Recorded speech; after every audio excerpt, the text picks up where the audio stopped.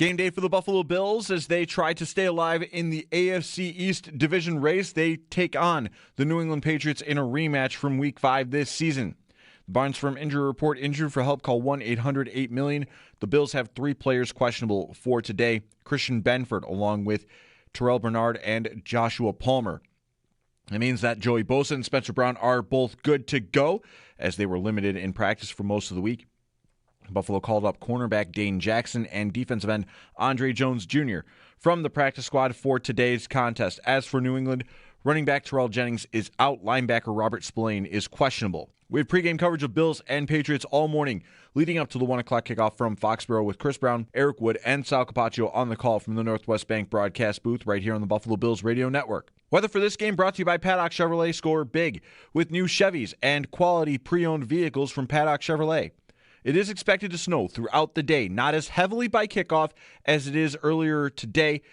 It'll be about 30 degrees, though, for the afternoon in Foxborough, Massachusetts. Around the NFL, the Indianapolis Colts will be trotting out 44-year-old Phillip Rivers to start at quarterback today against the Seattle Seahawks. For Rivers, this is his first NFL start in 5 years since retiring in 2020. The San Francisco 49ers placed receiver Brandon Ayuk on the reserve left the team list. Ayuk has been recovering from a knee injury that has kept him out for the season. Steelers pass rusher TJ Watt had surgery on a collapsed lung. Pittsburgh head coach Mike Tomlin did not have a specific timeline about Watt, other than the fact that he is out for Monday night against the Miami Dolphins. This update is brought to you by Fiegel, Carr, and Joyce, your border attorneys. I'm Derek Kramer for the Buffalo Bills Radio Network.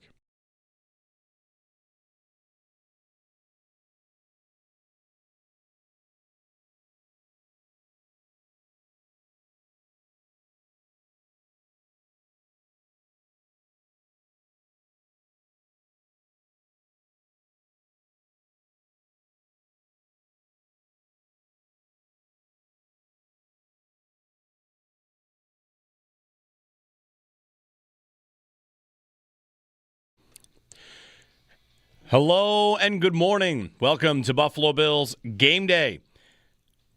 We're getting you ready for a 1 o'clock kickoff between the Bills and the New England Patriots. Chris Brown and Eric Wood call the play-by-play from the Northwest Bank broadcast booth. Today's broadcast is presented by Dynabrade Tools, inspired in Buffalo, built by Wins. This opening segment of Bills Game Day is brought to you by Crosby's Pizza and Subs, Crosby's hometown fuel. Game day ready since 1992.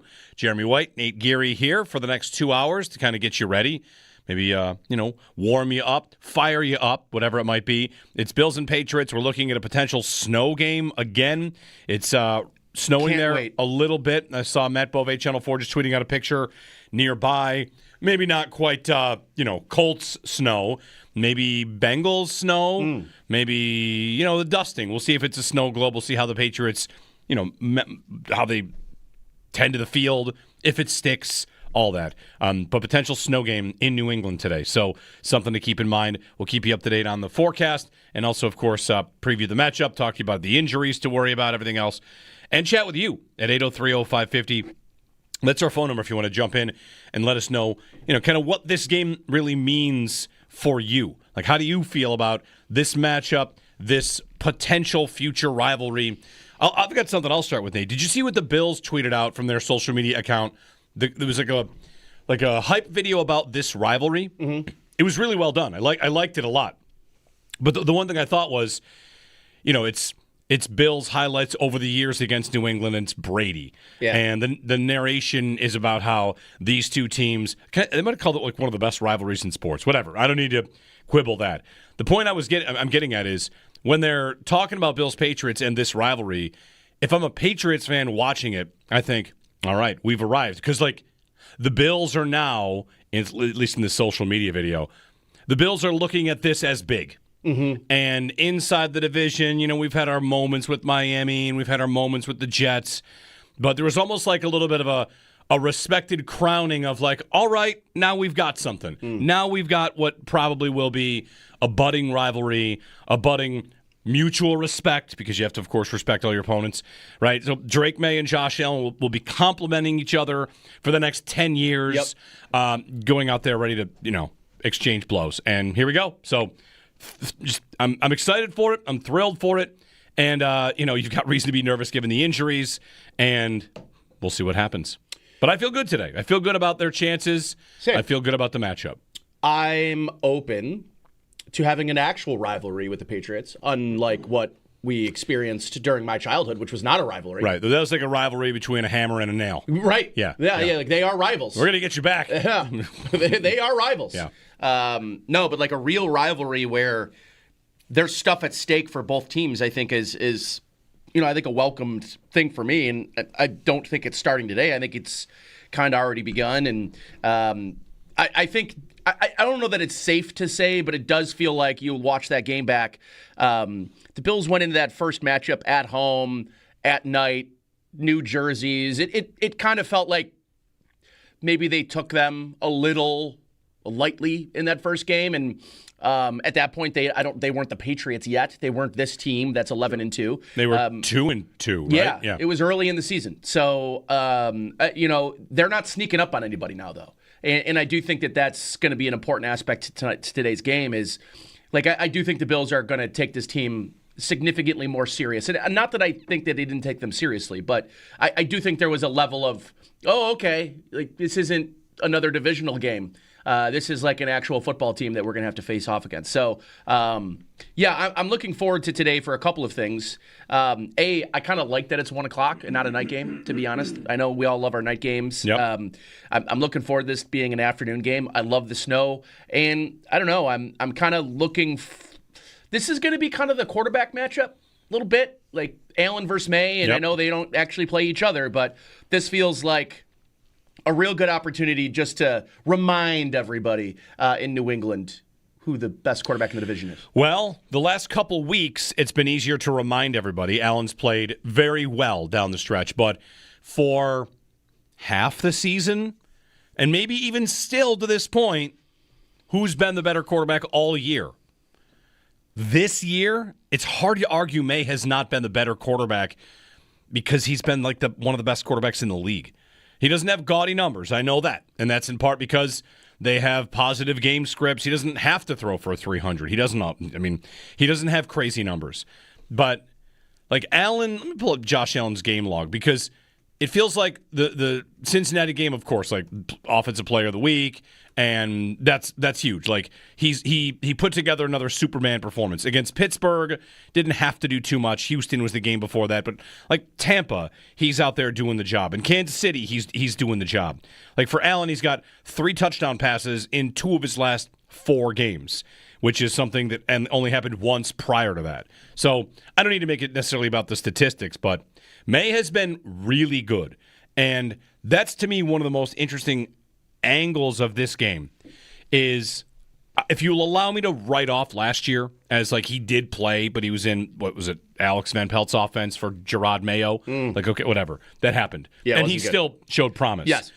This year, in Josh McDaniels' offense, on a Mike Vrabel team, the Bills will be the first team to get a second look. And conversely, he gets the second look at the Bills as well. He's not had a second look at the Jets or the Dolphins yet. Those matchups come up later. So, when you're a young quarterback, teams are going to get you on tape like, all right, let's see what you do if we do this, or let's see what you do if we do that. And for a second matchup with May, to me, that is a big thing to watch here. He's taking fewer sacks. Early in the season, he took 1 million sacks. He took 8 against Houston, by the way. So, I'm sorry, I'll go to Josh Allen's game long. But earlier in the season, Drake May was taking more sacks. It's not been as bad. It's one of the things, you might want to see him work out of his game. But otherwise, he's been pretty good. So, we'll see where it goes. And they're coming off their bye. They are coming off their bye. Which is big. I've been doing a lot of, watching and preparing this week for this game, and hearing people talk about Drake May, this offense, and just kind of how Josh McDaniels is taking the training wheels off a bit for Drake May, and how their passing concepts and kind of what they're letting Drake May do, I think has been, to me, the impressive part of kind of seeing him more than just in a game against the Bills, where he had a couple of really really big throws in that game, Josh Allen type throws, right? Like outside the pocket, outside structure. Yep. And, I think in this game, if you're Bobby Babich and Sean McDermott and in your preparation for this game, I mean, you got to be thinking that you kind of have to defend Drake May like teams defend Josh Allen, which is, we can't let this guy break contain in the pocket. We've got to sort of hem him in. And again, this isn't meant to sound like I said this yesterday. I was doing the Cover One podcast, and I said, like, you kind of have to defend him like he's Tyrod Taylor, and I don't mean that as a shot. I mean that as, like, you want to try to keep him in the pocket as the best as you can. He can still and probably will beat you a number of times from the pocket, but what you don't want to do is give Drake May in this offense and Stephon Diggs. I mean, the play that everybody remembers from the throw to the sidelines is just, Drake May breaking contain on the Bills' defensive line. I think it was Joey Bosa rolling out to his right and throwing one at the sidelines for Stephon Diggs. And, like, if the Bills are going to find ways to get off the field against this Patriots offense, they're going to have to make sure that Drake May can't extend plays and be off structure, because I think that's where he's the most deadly. I know Tampa, when they played New England in May, one of the things they did was they dropped 8. Yeah. And the Bills might do the same. They might do the thing where they drop 8 and have their rush 3 with a mirror spy, right? Where you have your fourth lineman or whatever. It's a linebacker in a spot where, is it a green dog, Nate? Is it a green dog? When a guy gets permission to, like, all right, you're dropping and you're spying, but if it's good to go, maybe it's not green dog. Some football guy can call and tell me which term that is. Anyway, green dog blitz. With May, the Bills' best pass rushing plans this year, which they incorporated against Patrick Mahomes, and I feel like they might have done a little bit against Burrow too, is rushing 3 and then have the fourth coming late. And that is in part due to the player you're playing against, like he can get out and you want to spy him, and also because you probably are not getting there just with 4. Like the Bills just as a unit, they're not getting a pass rush. They're not getting a lot of pressure. And Bosa, we'll see about him today. I would say he's trending in the right direction. They're going to try and get him on the field. We'll see. But I worry about their ability to get to the passer. Granted, New England's down their left tackle. They've had some other injuries on their offensive line, but we'll see. We'll get some phone calls in. 803-0550, our phone number, 1-888-550-2550 to join us. It's Drake May, and it's Josh Allen, and it's in the snow. And the Bills' defense is dealing with more injuries, which stop me if you've heard that one before, because they have a lot of injuries. And now Christian Benford is the latest, suffered a toe injury in practice, and the Bills have elevated Dane Jackson, leading many to believe Benford will not be playing. Anthony in New York City leads us off here on Buffalo Bills game day. Anthony, good morning. Morning. Snowing down here. Nice. We got like 3 inches overnight. All right. But that's a snow all day here, though. Anyway, guys, if they drop 8, the Bills, that's going to make New England want to run the ball on them, though, if they drop 8. Possibly. I think the Bills probably want them to run the football. They want everybody to run the football. Yeah, so. Yeah, they will invite the run. That's what they do, right? Yeah. They will want the run. They'll invite the run. They'll want the run. And New England has not much of a run game. It's not that impressive. Trevion Henderson has home run capability if he can get to the second level. But, I've got Shaq Thompson out there. I feel like I'm going to be fine in the run game. Right? Having the Bills, I don't want to say they've solved all of their problems in run defense, but it is not the same problem as it was weeks ago, months ago. You had show up your first day of work and you'll run for 75 yards, right? The Saints feels like a low point. Kamara, Kendre Miller, of course, like you got your Ravens game, and you've got other teams that really went to work against you. But I don't think New England, that's too much of a threat in this one. No, and I also don't think you're going to be dropping 8 on first down. Right. I think this is more or less if you can get the Patriots in 3rd and long and 3rd and 6 and 3rd and 7, and I want to say they're like bottom 15, bottom 10 on 3rd down lengths, like 3rd and 6 plus. The Bills are top 15 in this statistic. So like they're kind of lower end of the league. The Bills are higher end of the league. The Bills do a good job of staying in 3rd and manageable. And in a game like this, if you can force the Patriots out of running the football on early downs and force them to start throwing, I think that's kind of where you can lean into some of the stuff that you're talking about, Jeremy. But I think early in this game, it's going to be doing what the Bills have done better, which is stopping the run on first down and dedicating a fifth guy to the line. And whether that's they've been using Javon Solomon, they've been using Dorian Williams in a lot of these situations where they're basically adding a fifth defensive lineman, and it's worked pretty well. The Bills, I think, have been better over the last several weeks in the run game. And listen, this is not a power run team, the quote unquote bad matchup for the Bills. There's not a ton of teams right now that I look at, Indianapolis, but I mean, they're starting a gym teacher, to your point, today at quarterback. So I don't know that I look at the AFC and I see the matchup that everybody is concerned about the Bills having to face defensively, which is a power running game. And that's kind of Baltimore and what? I mean, like one or two other teams in the league. So I think for me, the Bills defensively have always been built to stop the pass. They don't want to get beat deep over the top, but more importantly, Sean McDermott's defense has always ranked pretty well against the pass. I think the Bills are first or second in pass. They're probably second now after last week's game, but I think they're built perfectly for the teams that are in the AFC here moving forward, and I think perfectly built to stop a Patriots offense that's not some kind of, crazy, efficient, high-scoring, unstoppable unit that boasts a ton of balance. I think they're probably a middle-of-the-road offense with a quarterback playing out of his mind. And in a game like this afternoon, I think your quarterback's got to play better, and your defense has got to get a turnover too in this game. I think if the Bills are going to win, I think today, Jeremy, ends up being a one-score game, and one of these defenses that I think are very similar in their weaknesses. One of them makes a play, and I think that might be the difference in a game like today. 803-0550. I'm ready for the shootout. I'm ready for the back and forth. I'm ready for the slobber knocker. Who's got the better passing game? Who's got the better running game? The running game is definitely Bills. Who's got the better passing game? I don't know. You don't know? I don't know. I would say probably the Patriots. But I would say that if the Bills, I think the Bills, I don't want to call it accidentally, but they found something last week. Like the three tight ends, which we've seen them use really all season long, especially since drafting, Jackson Hawes. And I think that, the heavy play action under center, moving the guard around, I think Joe Brady's game plan last week against the Bengals was picturesque. Now, not every team has weak linebackers like the Cincinnati. I mean, that's probably the worst group of linebackers in the league. But the play action under center, big packages, that's a mismatch for the Bills. And it'll be a mismatch today if the Bills decide to lean into it. And I think under center play action is a cheat code with Josh Allen. It's a cheat code. It's cheat code with almost every quarterback. Every quarterback is better on play action. Every single one in the history of the league, you give them play action under center, they're going to be better. It just helps them. And with Allen, for sure. It's something that has been missing. People have been asking for it, Nate, calling for it. How about more under center? How about more play action? And against Cincinnati, I mean, what's the scouting report on the Patriots defense? It's that they're not going to be able to stop the run?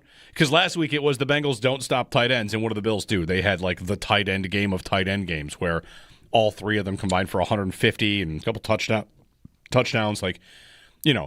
This week the scouting report is New England doesn't stop the run. So, you're talking about all these heavy packages, bringing your three tight ends and throw play action. You might have another game where it's backs and tight ends and think you can win that way. If New England has one strength defensively, they might have a couple, but one is their two corners. You like their two corners. In that first matchup between these two teams, there was a conversation of I think Joe Brady even said it. We won't face too many teams with corners that good again. And they lost the game. They didn't have answers. Josh Allen, struggled to get the ball to his receivers. And they lost. Well, I guess one way to not worry about that is not try to throw to receivers, right? They won't be trying to get the ball to Keon Coleman, who gets way too many snaps out there and plays out of position. Instead, it'll probably just be, Gabe Davis, Brandon Cooks, and Tyrell Shavers taking some spot duty out there, running some cardio routes, love of the game routes, to make sure there's room for Dalton Kincaid to operate. In the last meeting, he had over 100 yards in a game the Bills lost. So, anyway. The Bills do need a wide receiver to step up here. As they get into the playoffs, I don't know if it's Brandon Cooks, I don't know if it's Josh Palmer. It'd be nice if it was Josh Palmer. He's been kind of their... When you say that, you mean they need an outside receiver to do it. Yes. They're going to need... Right. Can they win if they don't ever have someone on the outside. I don't know. It's very difficult. It's impressive. It's very difficult because you just become a little bit too one track. And if the Bills can only really beat teams over the middle of the field with their tight ends and running backs, they're much easier to defend. And like they need help. They need someone on the outside. I mean, you saw it for a brief moment. And I know since then the Tampa Bay defense hasn't been like world beaters or anything, but you saw in that game when Mecole Hardman goes over the top of the defense early in that game, it just opened up the secondary for the Bills to be able to hit the intermediate parts of their passing game. And I think without that they don't. And I'm not telling you I think, Mecole Hardman's going to be the savior of this offense or anything, but like that speed element, and I think Josh Palmer brings that speed element on the perimeter, does so much for everything else in their game. So, I think we've got 3 targets for Brandon Cooks in his first 2 games. Mm-hmm. This is not going to be a game where I think you can solely rely on backs and tight ends and think you're going to win. I just think moving forward, someone on the perimeter has to step up. And the guy I think they should be giving more opportunities and opportunities to step up is Tyrell Shavers. I mean, now he's leading them in snaps. I think rightfully so. Mm-hmm. He does the dirty work that everyone in this offense, the offense according to the quarterback and all the hey, when you're out there and you're a receiver and you're blocking, you're going to get on the other end. You're going to get opportunities because you are doing the dirty stuff and you're doing the stuff that receivers a lot of times don't want to do, right? Be a linchpin in the run game. And I think he has been really good. I mean, that Pittsburgh game, he dominated at times as a run blocker. So, I'm happy that he's out there. I'm happy he's a capable run blocker, but he might be your best weapon on the perimeter right now. And since he went 4 for 90, he's had 1 catch since the Tampa Bay game. 1. Yeah. Maybe on 1 target. That guy needs more. Maybe. It's funny how we always get context. The Tampa game was a high point for the Bills this year. And then did you see Kirk Cousins carve up Tampa? And without Drake London? I did. And I did think all right, by the way, maybe that's not such a good defense. I did start Kyle Pitts. Congratulations. Yes. Congratulations. And I had a buddy, he was at the bar that night, and I said, he's like, I got Brock Bowers. I'm a little worried. Kenny Pickett. And he looks, and Kyle Pitts available in free agency. Picked him up and put him in his starting lineup. Pitts won some people, but he also probably broke some people on Thursday night. Sure. Broke them. Yeah. I had to break the news to my wife that her fantasy team that I, co-manage, number 1 seed in the first round of the playoffs. She played against Kyle Pitts. That's it. Yep. A lot of 6 and 7 win teams. That's tough. Yeah. Rob in Connecticut. Hey, Rob, what's up? Hey, Jeremy. Hey, Nate. What's going on? One of the things I was thinking about, the media out in Boston and a few fans and the Patriots, they can't understand how we're favored in this game, right? You know what? Let them. That's my word to them is let them underestimate us. They're in for a rude awakening. This is a game that we're not going to lose. I just have confidence in this game. So let them underestimate the Bills. And also, I'm going to change a letter from M to J. Not must win, just win. That's what we need to do. Just win the game and continue moving forward. But let them underestimate the Bills. Thanks, guys. Thanks, Rob. The Patriots are definitely not doing that. Patriots fans wanting their team to be favored at home, I think are just thinking, we've won 1 million games in a row and we already beat this team. Can we be favored at home? But the Patriots themselves are definitely not underestimating the Bills. And, fans underestimating the other team. Aren't Bills fans underestimating New England? All I've heard all week is how, you just turned it over 3 times. I've heard it from somebody sitting in the room with me. They just turned it over 3 times. That's it. This is it. Yeah, they're not that impressive. It's not a fluky loss for the Bills. They turn it over in a lot of games. They do. So it's not like it was their one game where they turned it over a couple times. Their offense kind of went to sleep in that game. That's not unusual, right? Their offense, whatever. Their defense couldn't stop a quarterback in Drake May who went 13-14 in the second half. Whatever. I think these teams not equals? Very close. Are they? I think they're. How close are they? How far apart, I should say, are they from being equals? If it was, imagine this is season 1 of Josh Allen v. Drake May, and you've never seen anything before this season. You'd say these teams are equals. A lot of what we do in the NFL, I think, this is my opinion, I've arrived at it this year especially, because this is how the Chiefs can be 6-6 and still like I think if they get in the playoffs, watch out. Everybody beats the Chiefs this year, but if they get in, what are they going to be? Favorite on the road in their first game. They will be scary. Right. I mean, they have the aura about them. The Colts can be 8-2, and it's like, I don't believe in it because Daniel Jones isn't real. Like, we base so much of what we think about these games on previous years. Yep. And trust me, like, I'm picking the Bills to win this game today because of the same reason. Like, I've seen Josh Allen win in December so much, but the idea that like these teams, that the Bills should be bigger favorites or anybody's sleeping on them, I don't buy it. I don't buy it. I will, however, say we got to play a clip for you. Thanks, Rob, because you remind me of this. I will say there's a clip. You see Greg Cosell on with Colin Cowherd? Yes, I did. Greg Cosell, who comes on One Bills Live each week, I think he's a great analyst. He went in on the Bills just not being good. Yes. And I was kind of shocked. So was I. There seems to be a budding, and listen, like it's almost like around here we can talk about this. How it's so funny. The roster might have some warts. You got some problems. We are allowed to talk the trash. That's right. Yes. We're in this stew every day. Like I don't know what I like. The defensive line's a problem. Linebackers kind of influx. Of course, the receiver conversation, and they've got some good players. But then Greg Cosell's like they're just not very good. He called Khalil Shakir a wide receiver 3, and said they're just not very good. They kind of have to coach. They have to out-coach their talent. And that seems to be something that is gaining steam. Now, not saying it's not true, but if the Bills lose today, that will be, I believe, the fundamental, like the main takeaway about this franchise. Get ready for it. Get ready for the Bills are holding back Josh Allen if they lose today. You might even get it if they win today if he has to do it all by himself. I also think indictments. It seems like that is growing very quickly. There's a growing sentiment. I agree. And it was funny because I kind of had a tweet that I was going to respond to and quote tweet that specific video from Cowherd. Like, listen, buddy, we and not to say that Cosell watches a lot of Bills film. He does. So I'm not here to tell you that I think that guy doesn't watch film, so he can't have an opinion. One of his takes is that the Bills, offensively, it only works when they really scheme it. Like that they is right. really have to scheme it, and they don't just win on a guy wins. No, that's right. That is right. Other than Josh. That is right. Right. And that's also why I think there's so much pressure on Joe Brady. And there's not a real big margin for error on this offense. Yeah. Joe Brady can't have an off day. No, that's right, because the defense is, got its problems, and they're playing a quarterback that probably is going to put up, 24 to 28, you would think? I think at least.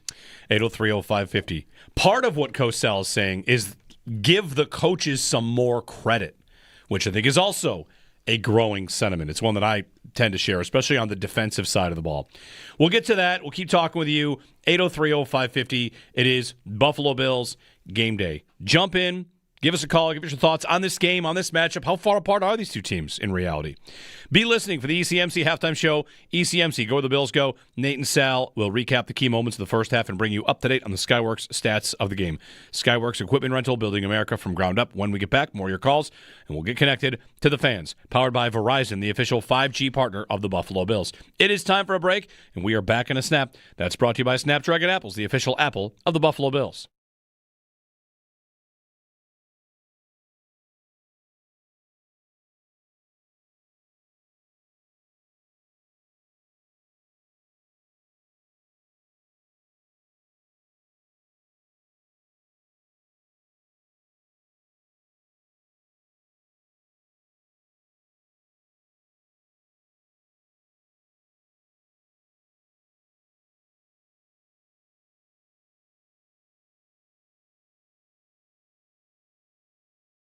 I don't know. I'm kind of looking.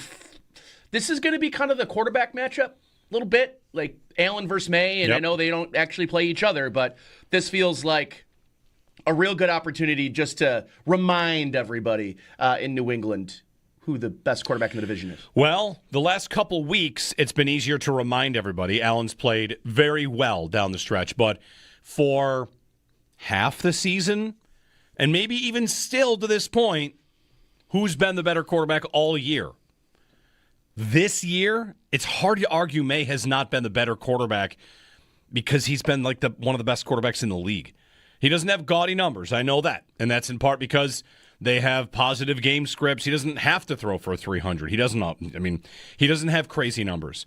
But like Allen, let me pull up Josh Allen's game log because it feels like the Cincinnati game, of course, like offensive player of the week, and that's huge. Like he put together another Superman performance against Pittsburgh. Didn't have to do too much. Houston was the game before that, but like Tampa, he's out there doing the job. In Kansas City, he's doing the job. Like for Allen, he's got 3 touchdown passes in 2 of his last 4 games, which is something that and only happened once prior to that. So I don't need to make it necessarily about the statistics, but May has been really good. And that's, to me, one of the most interesting angles of this game.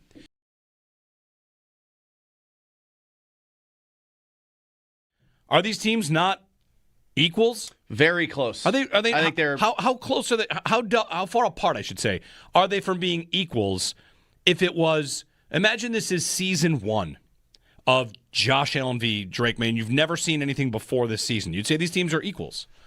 A lot of what we do in the NFL, I think, this is my opinion, I've arrived at it this year especially, because this is how the Chiefs can be 6-6 and still like I think if they get in the playoffs, watch out. Everybody beats the Chiefs this year, but if they get in, what are they going to be? Favorite on the road in their first game. They will be scary. Right. I mean, they have the aura about them. The Colts can be 8-2, and it's like I don't believe in it because Daniel Jones isn't real. Like we base so much of what we think about these games on previous years. Yep. And trust me, like I'm picking the Bills to win this game today because of the same reason. Like I've seen Josh Allen win in December so much, but the idea that like these teams, that the Bills should be bigger favorites or anybody's sleeping on them, I don't buy it. I don't buy it.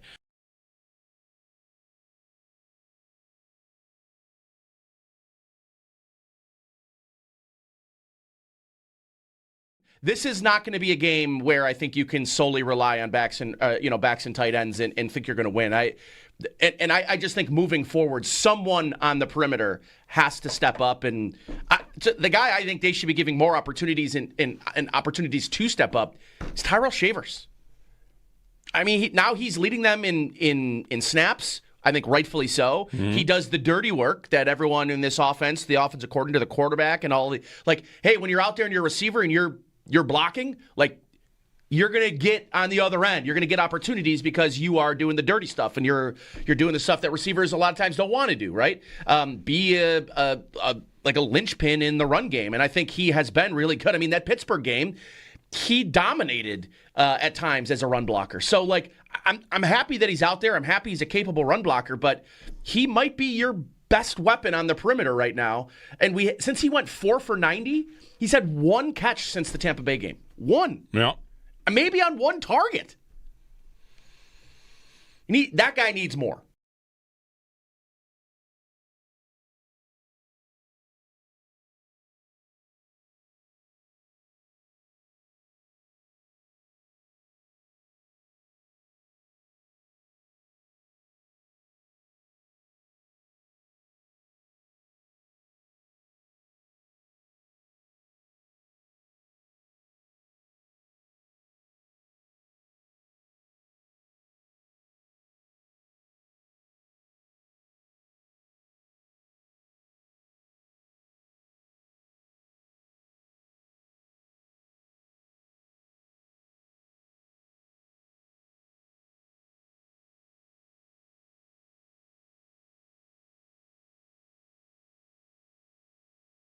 Game day for the Buffalo Bills as they try to stay alive in the AFC East division race. They take on the New England Patriots for their second matchup of the season. The Barnes Firm Injury Report: injured for help, call 1-800-8-million.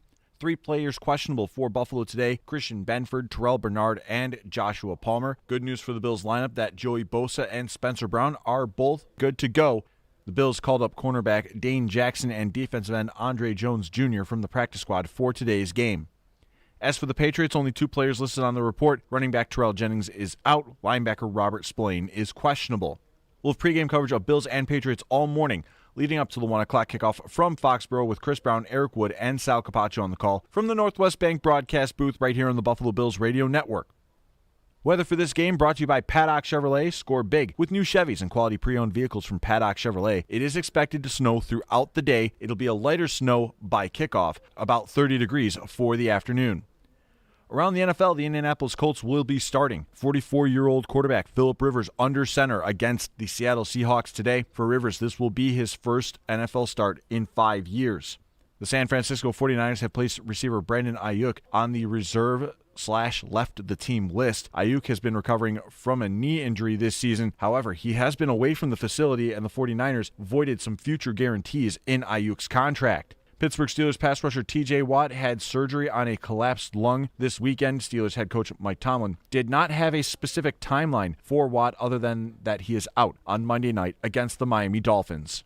This update is brought to you by Fiegel, Carr, and Joyce, your border attorneys. I'm Derek Kramer for the Buffalo Bills Radio Network.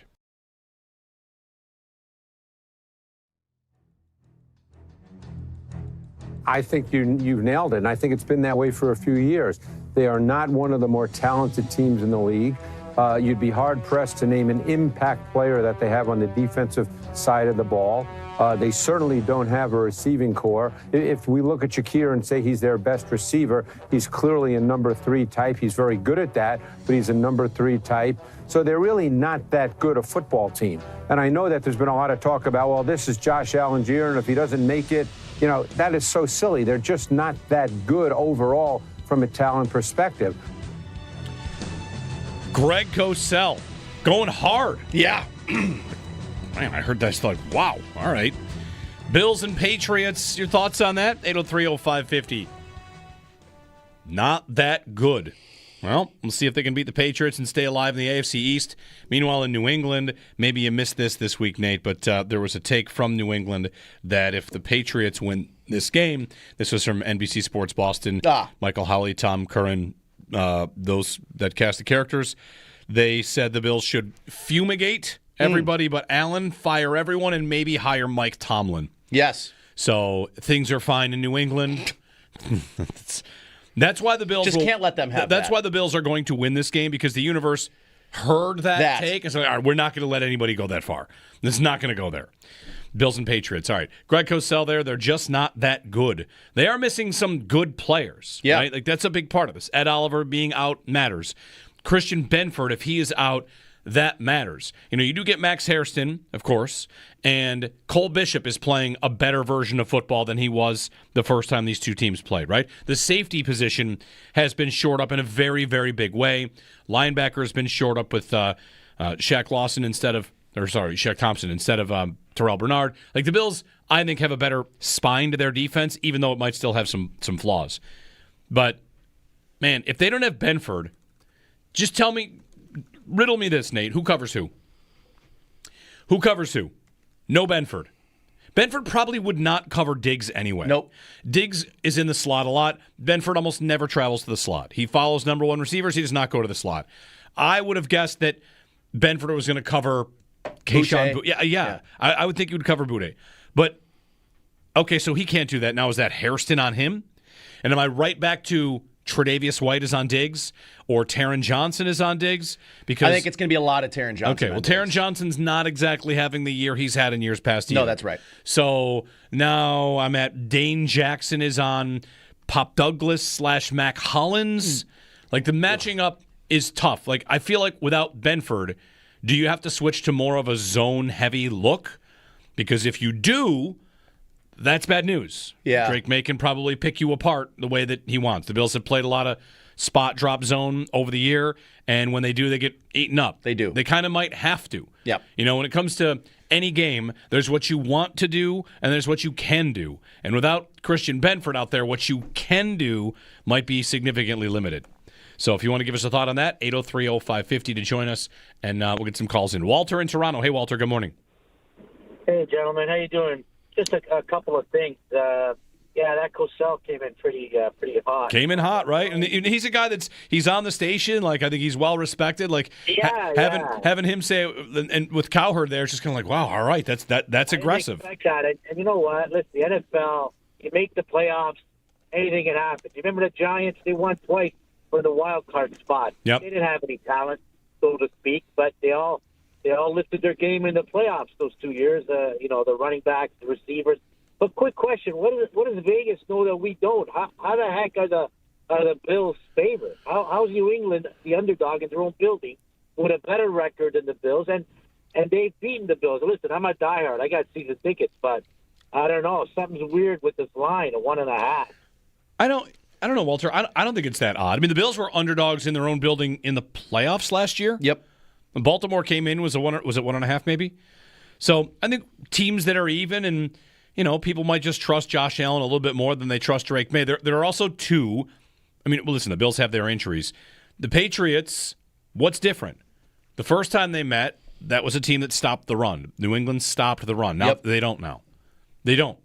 Milton Williams' injury, since he went out of their lineup on their defensive line, they give up like 80 more yards rushing per game. Yeah. Now, it's only about a month worth of games, but the point is, like, you're not stopping the run the way you used to. So if you are anything against the Bills defensively, what don't you want to be? You don't want to be weak against the run because it gets them on their game. It gets them on their game script.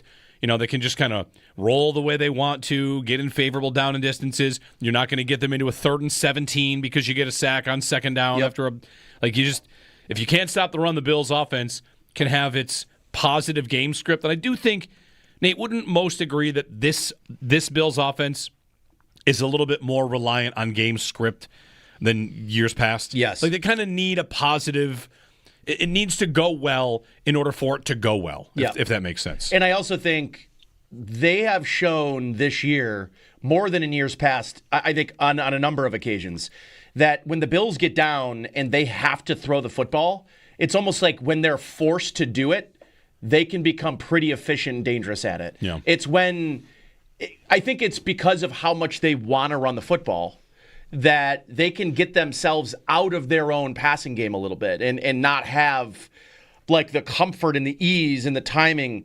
But man, the second half last week when they got down, and obviously in the second half when they got down in week 1 against the Ravens, man, when the passing offense comes alive, I mean, they can do it with the best of any team in the NFL. I mean, they have Josh Allen. They do have Josh Allen. And that matters to any passing game. For sure. And especially, even if guys aren't necessarily getting open, which, on the outside, it's not happening with a ton of regularity. No. I don't think this passing offense can do it with anybody else on the level in the league. I think they can occasionally do it against bad passing defenses. And, of course, like if Josh lifts the world. One thing about this matchup the first time, I mean, Allen's throwing to who? Who's out there for him? Is it Elijah Moore, Curtis? I should get the snap counts. Keon Coleman. Is it Keon Coleman, Elijah Moore, Curtis Samuel? What were the snaps they got in that first matchup versus how many they're going to get in this matchup? Because no Samuel, no Moore. Coleman's out there, probably in a limited role. I mean, you might get a receiver that's going to be a healthy scratch based on the numbers game of it. We'll see. I mean, if Josh Palmer does return, does someone leave the lineup? Probably. Right? You're not just going to dress 7. No, 6. They have 6 now, 6. And it'll be 7 with Mecole Hardman coming back next week. Yeah. So someone's going to find themselves sitting out. Yeah. Mason in Rhode Island. Hey, Mason, good morning. In your opinion, what's the plan to stop Drake May today? I think the plan, thanks, Mason. I think the plan to stop Drake May is to do what the Bucs did. Flood passing lanes. Yeah. Make him be patient. What the Bills did against Burrow in the first half was, just kind of try to get after him with the pass rush. And then in the second half, they blitzed him. They blitzed the bleep out of him. And they blitzed him because they're like, what else are we going to do? We don't, let's just speed up the clock and see if it works. And it felt a little bit like McDermott saying, what else am I going to do? Let's go. Let's desperate. I think Bobby Babich went into that game. I think this is not unique to Buffalo, by the way. And this should be said. Every team wants to rush 4 and drop the rest. It's what every team wants to do. But most teams aren't the Texans. Most don't have 2 all-pro defensive ends barreling down on you. So, yeah, I think the Bills are going to enter every game this season saying, well, at the first half, we could get after him with 4 and drop 8. I mean, that's going to, or drop 7. That's going to be our best situation. Yeah. That's what they're going to try to do every single game. And if it doesn't work, they need a plan B. And I do wonder, because I think the conversation that Mason was asking is like how you slow down Drake May. Well, I think it's going to be really interesting because Terrell Bernard is he on he technically is on the injury report, is questionable, but he's back in the lineup. what does that mean for Shaq Thompson? Because Shaq right now, Shaq Thompson's playing as their best linebacker, and I wonder if Bernard is the guy that maybe they decide you're going to blitz. You're just going to be our blitzer today. Right. And he's very good at that. That's right. The guys I'd be worried about today, like stopping Drake May to get back to Mason's question, like last time it was Diggs. I don't know that it's Diggs this time, maybe. But my guess is what the Bills will want to do is take away the deep passing game and make New England beat them with 12-play drives. Yep. Make New England get 7-yard completions to Hunter, Henry, and Diggs, and maybe throw it to backs.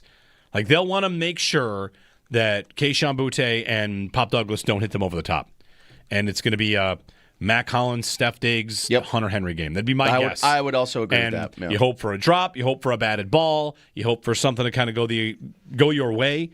But 12 plays minimum for these drives. Don't let them hit you with the big play, which is often, like what their plan is. 803-0550 and 1-888-550-2550. Quickly before the break, Mike in Niagara. Hey, Mike. Hey, good morning, guys. I'm not scared of Drake May today, honestly. I think Josh Allen, with all the stuff that he's got going on and everything, I think he's going to come out and absolutely pumple the Patriots and show them who's boss. And to touch on that one guy that says the Bills ain't that good, where are the Bills not that good? I mean, they won the division in how many past years? 5 in a row. I mean, okay, so the Bills ain't that good. I want Josh Allen to come out and prove that guy wrong and show who's boss this year. Thanks, Mike. The point the guy's making is Josh Allen's not going to prove him wrong. His belief is, and I think it's a somewhat widely held belief, is that Josh Allen keeps everything going. Yeah. And the rest of it leaves a little bit to be desired. I think you'd have a lot of Bills fans that would, not necessarily disagree with all that. This is year what of Allen? Like 9? How many years have he been? Not 9. 8. No, sorry. It's year 9 with McDermott and Bean. Yep. Year 8 for Allen. Yep. Is this the best roster they've had around him? No. Probably not. Definitely not. But you don't have to have the best roster. They don't audit you on a score. It's just did you win the games? Yep. So thanks for the phone call, Mike. And again, like that's Greg Cosell, widely respected guy that's going to... If Josh Allen single-handedly wins this game, it's just going to prove the point he's been making. Yep. 803-0550. Thanks, Mike, for the phone call. More yours on the other side as we roll towards Bills and Patriots at 1 o'clock. Jeremy and Nate, give us a ring, 803-0550, 1-888-550-2550, and be a part of the show. It is, of course, Buffalo Bills game day, and want to make sure you are listening at halftime for the ECMC halftime show. Also be listening at WGR550.com on our website. You can let TRS Heating, Air Conditioning, and Electrical Excellence intercept your heating bills. Enter at the website for a chance to win $1,200 towards your home heating costs. Don't fumble the opportunity. Contest ends January 4th. TRS Heating, Air Conditioning, and Electrical Excellence. Powering tomorrow, comforting today.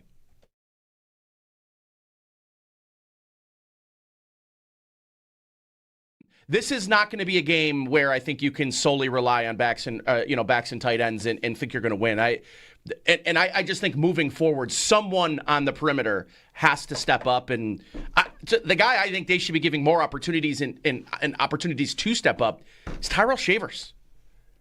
I mean, now he's leading them in snaps. I think rightfully so. Mm-hmm. He does the dirty work that everyone in this offense, the offense according to the quarterback and all the hey, when you're out there and you're a receiver and you're blocking, you're going to get on the other end. You're going to get opportunities because you are doing the dirty stuff and you're doing the stuff that receivers a lot of times don't want to do, right? Be a linchpin in the run game. And I think he has been really good. I mean, that Pittsburgh game, he dominated at times as a run blocker. So, I'm happy that he's out there. I'm happy he's a capable run blocker, but he might be your best weapon on the perimeter right now. And since he went 4 for 90, he's had 1 catch since the Tampa Bay game. 1. Yeah. Maybe on 1 target. That guy needs more.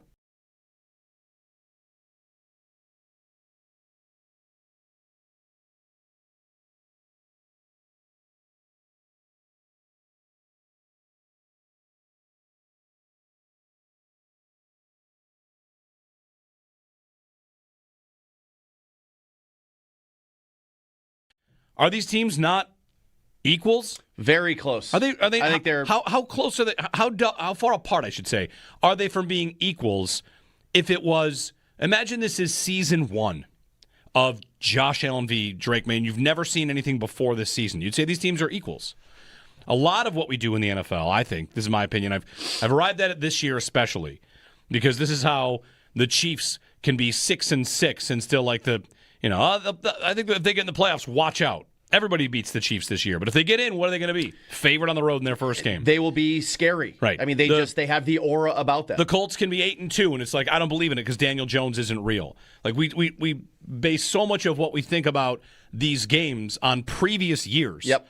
And trust me, like I'm picking the Bills to win this game today because of the same reason. Like I've seen Josh Allen win in December so much, but the idea that like these teams, that the Bills should be bigger favorites or anybody's sleeping on them, I don't buy it.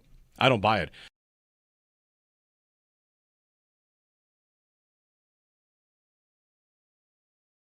I don't know. I'm kind of looking.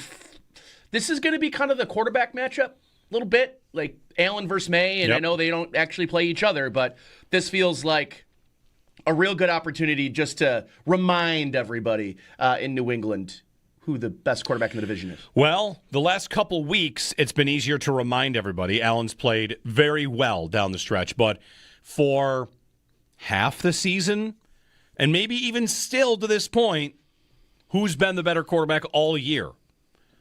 This year, it's hard to argue May has not been the better quarterback because he's been like one of the best quarterbacks in the league. He doesn't have gaudy numbers, I know that, and that's in part because they have positive game scripts. He doesn't have to throw for 300. He doesn't have crazy numbers. But like Allen, let me pull up Josh Allen's game log because it feels like the Cincinnati game, of course, like offensive player of the week, and that's huge. Like he put together another Superman performance against Pittsburgh. Didn't have to do too much. Houston was the game before that, but like Tampa, he's out there doing the job. In Kansas City, he's doing the job. Like for Allen, he's got 3 touchdown passes in 2 of his last 4 games, which is something that and only happened once prior to that. So I don't need to make it necessarily about the statistics, but May has been really good, and that's to me one of the most interesting angles of this game.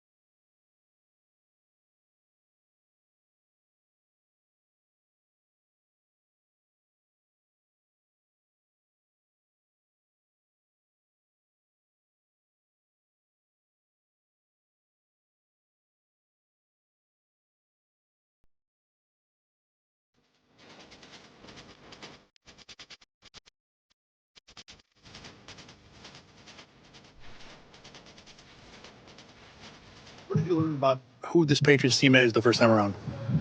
Don't turn the ball over against the Patriots. They're going to run the ball and take care of the clock and not really give it back to you, so we can't give it to them.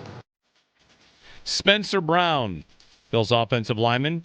Locker Room Audio brought to you by Reimer Home Services. Homes rely on the Rhino.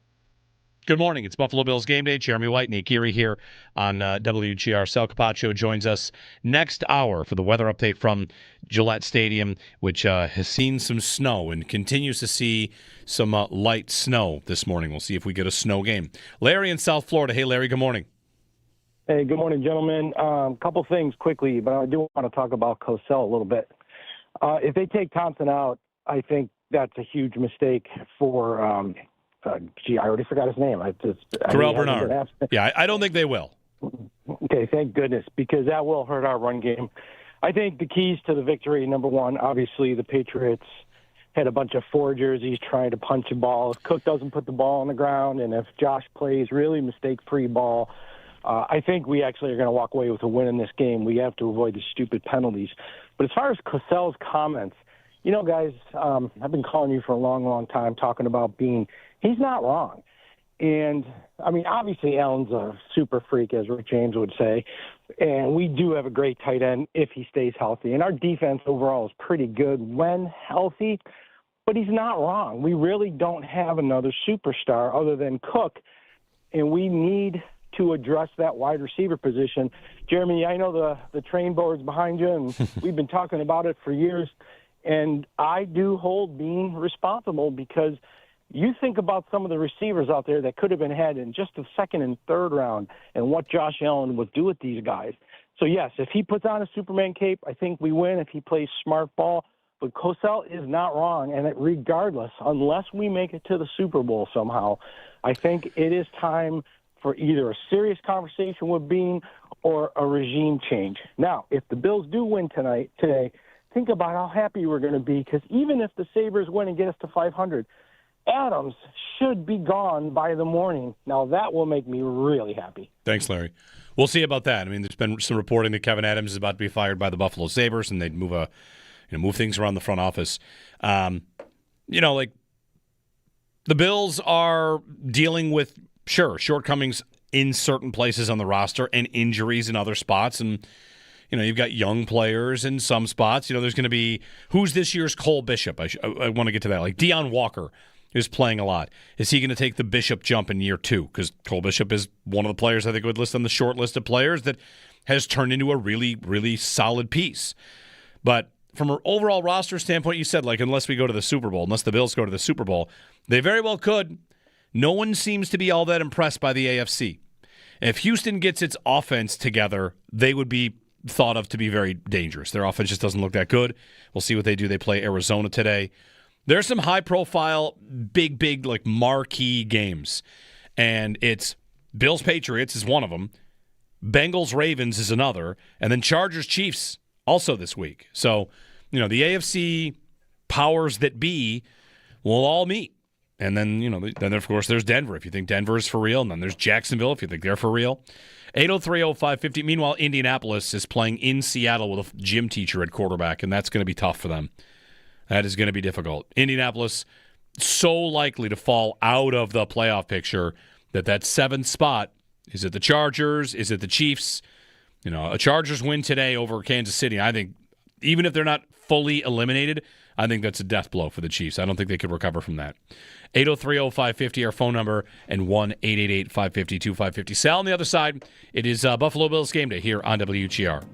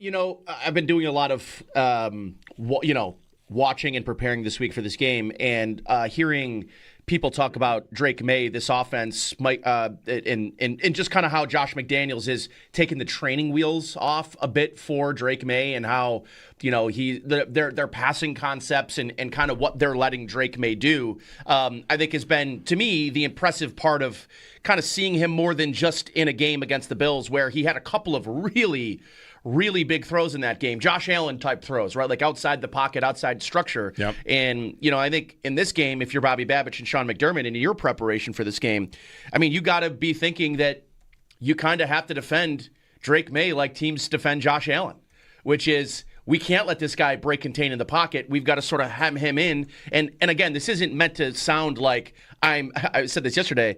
I was doing the Cover One podcast, and I said, like, you kind of have to defend him like he's Tyrod Taylor, and I don't mean that as a shot. I mean that as, like, you want to try to keep him in the pocket as the best as you can.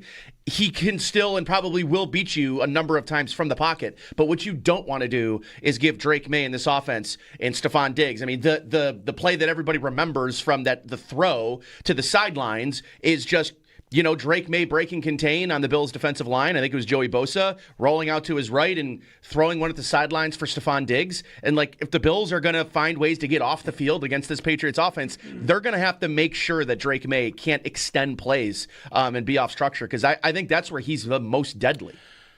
I know Tampa, when they played New England in May, one of the things they did was they dropped 8. Yeah.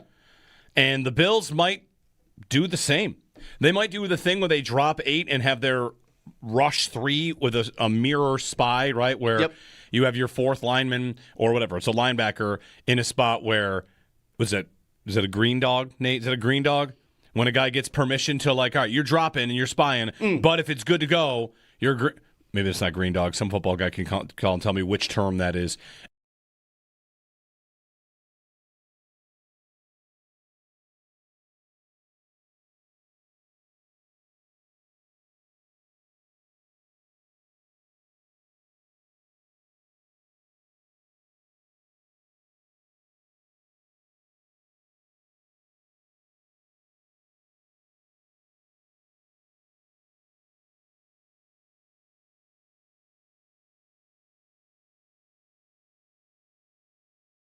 Game day for the Buffalo Bills as they take on the New England Patriots for the second time this season while trying to stay alive in the AFC East division race. The Barnes Firm Injury Report: injured for help, call 1-800-8-million.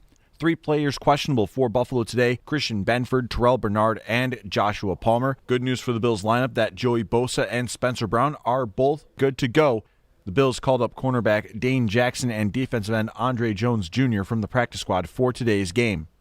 As for the Patriots, only 2 players listed on the report. Running back Terrell Jennings is out. Linebacker Robert Spillane is questionable. We'll have pregame coverage of Bills and Patriots all morning, leading up to the 1 o'clock kickoff from Foxborough with Chris Brown, Eric Wood, and Sal Capaccio on the call from the Northwest Bank broadcast booth right here on the Buffalo Bills radio network. Weather for this game brought to you by Paddock Chevrolet. Score big with new Chevys and quality pre-owned vehicles from Paddock Chevrolet. It is expected to snow throughout the day. It'll be a lighter snow by kickoff, about 30 degrees for the afternoon.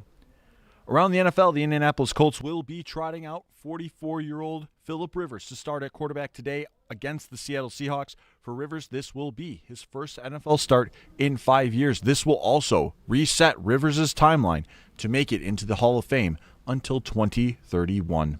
The San Francisco 49ers have placed receiver Brandon Ayuk on the reserve/left the team list. Ayuk has been recovering from a knee injury this season. However, he has been away from the facility, and the 49ers voided some future guarantees in Ayuk's contract. Pittsburgh Steelers pass rusher TJ Watt had surgery on a collapsed lung this weekend. Steelers head coach Mike Tomlin did not have a specific timeline for Watt other than that he is out on Monday night against the Miami Dolphins.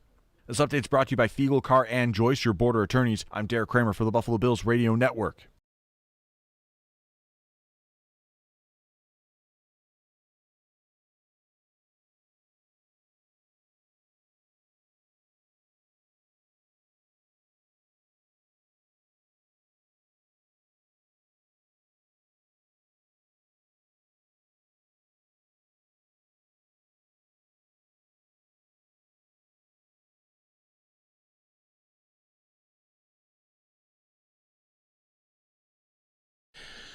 Good morning, Bills Mafia. It is Buffalo Bills game day. Jeremy White, Nate Geary. We're getting you ready for a 1 p.m. kickoff between the Bills and the Patriots with Chris Brown and Eric Wood calling the play-by-play from the Northwest Bank broadcast booth. Today's broadcast is presented by Dynabrade Tools, inspired in Buffalo, built by Winds. Good morning. It's supposed to be snowy in New England today. We'll see if it affects the game. Sal Capaccio will be getting to Gillette momentarily. We'll check in with him, I think, at 9:30. So this segment's for you, your phone calls, your takes on this game, anything you'd like to bring up. We will go ahead and, have that conversation with you.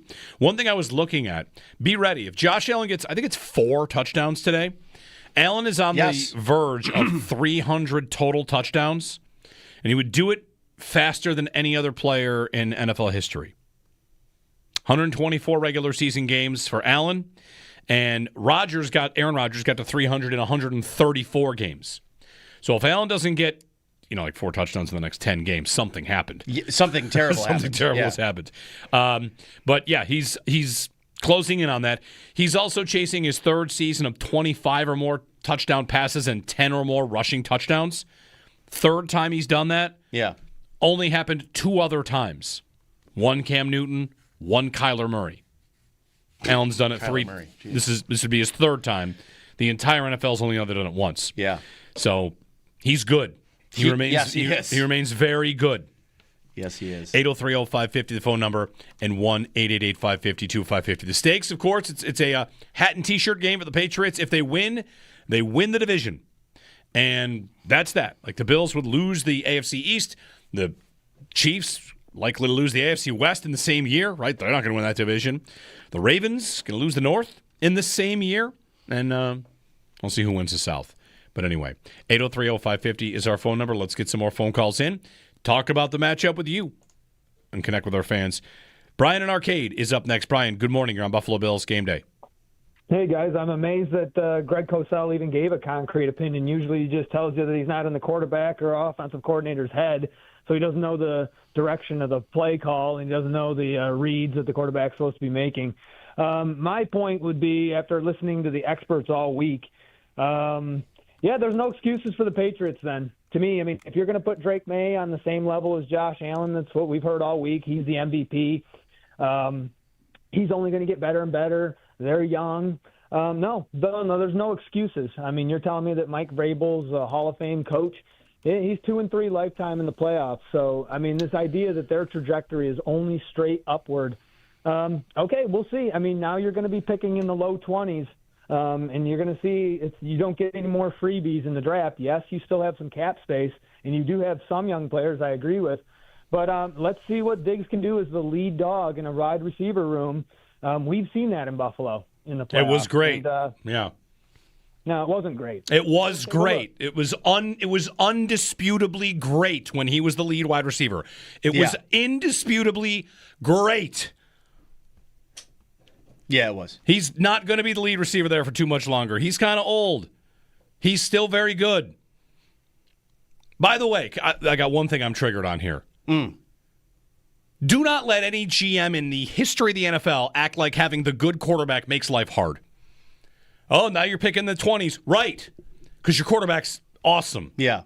Like, I don't know, Brian. I don't know what the angle was. No excuses. You're laying out all these straw men. Who's saying that Vrabel's a Hall of Famer now? Who's doing any of that? Come on, man.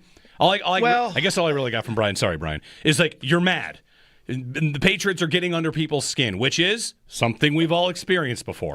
I will say I don't quite remember who it was, but it was a fairly notable person on Twitter that had rankings in the AFC East and said that Vrabel and Drake May were better than Allen and McDermott. Is that an indefensible point?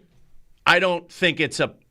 You can't make the case. I think you can make the case. Well, then that's that. Like, people are allowed. Like, I'm back where when a little somebody. of it though is like, again, I think it's the new thing. So it's all about the Patriots, and I think people are saying, well, listen, again, I think a lot of it's like looking behind to say, hey, well, look what the Bills have done in the last 5 years, and the Bills haven't won a Super Bowl in the last 5 years. But it's the new shiny thing.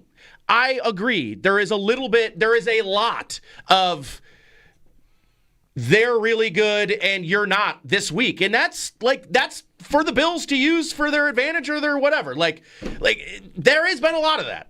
The Bills aren't very good, and the Patriots are this immovable force, and I don't know, they don't really seem like that. And I like Mike Vrabel. You guys are just what are you pretending people are treating them like this for?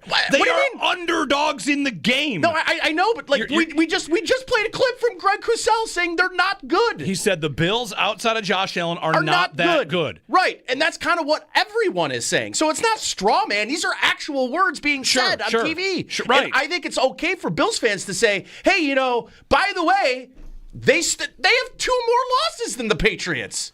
Yes, one of them was head-to-head by 3 points. I don't know what we're talking about. I don't know what we're yelling. I don't know what we're yelling about right now. What do you mean? What are we yelling about? What are you upset about? What do you mean? What do you mean? We're having the conversation about it. People are saying the Bills aren't good and the Patriots are great.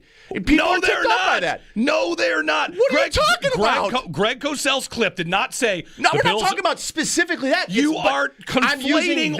You're conflating one take with this other. There's a lot of other takes, imagined take that the Patriots are great. They are underdogs in the game. But stop telling me that everyone's Vegas. Treating them like they're great. That's Vegas. Oh, okay. That's Vegas. Okay. There are a lot of people. You can't tell me there hasn't been. I just told you there was an article this week about Vrabel and May being better, and they've got 9 games together. Was it in New England? No. Where was it? It was a national. I'll find it. I will find it. But my point is, I think you can look at that and say, all right, well, I guess there's a case to be made. But I can make a case to be made that I should be playing in the NFL. You could listen to it. You could think it's ridiculous, but I can make a case. You could try. But it would be a bad case. That's right. I think. What's the case that right now that Vrabel and May are better than Allen and McDermott? What's the case? It would be he went to the playoffs a couple of times with the Titans with a bad quarterback this year. Yeah, it'd be like a lot. How many games they played so far? It would be 13 games of this year. Yeah. Who's had the better year? They have. All right. I'm not even saying I agree with it. Just like I know, and all I'm saying is if someone's going to make the case, someone should be allowed to make the other case. Who doesn't make the case? What do you? You're mad that people are making the opposite case of other people's. I'm mad that people are pretending as if New England has been crowned a great franchise, when most of the conversation about them is that they haven't beaten anybody. Yeah, right. That's which most of it. Yeah. But people, I still don't know what we're yelling about. Yeah, I don't really either. I don't know what we're yelling about. We're just yelling. That's true. All right, John in Detroit. Hey, John, set us straight. I don't know what we're yelling about. The article Nate Geary's talking about was Matt Verderame in Sports Illustrated. Yes, okay. Yes. Matt Verderame. Good. I want to take a contention here with Greg Cosell's point that they're, quote, not a very good team.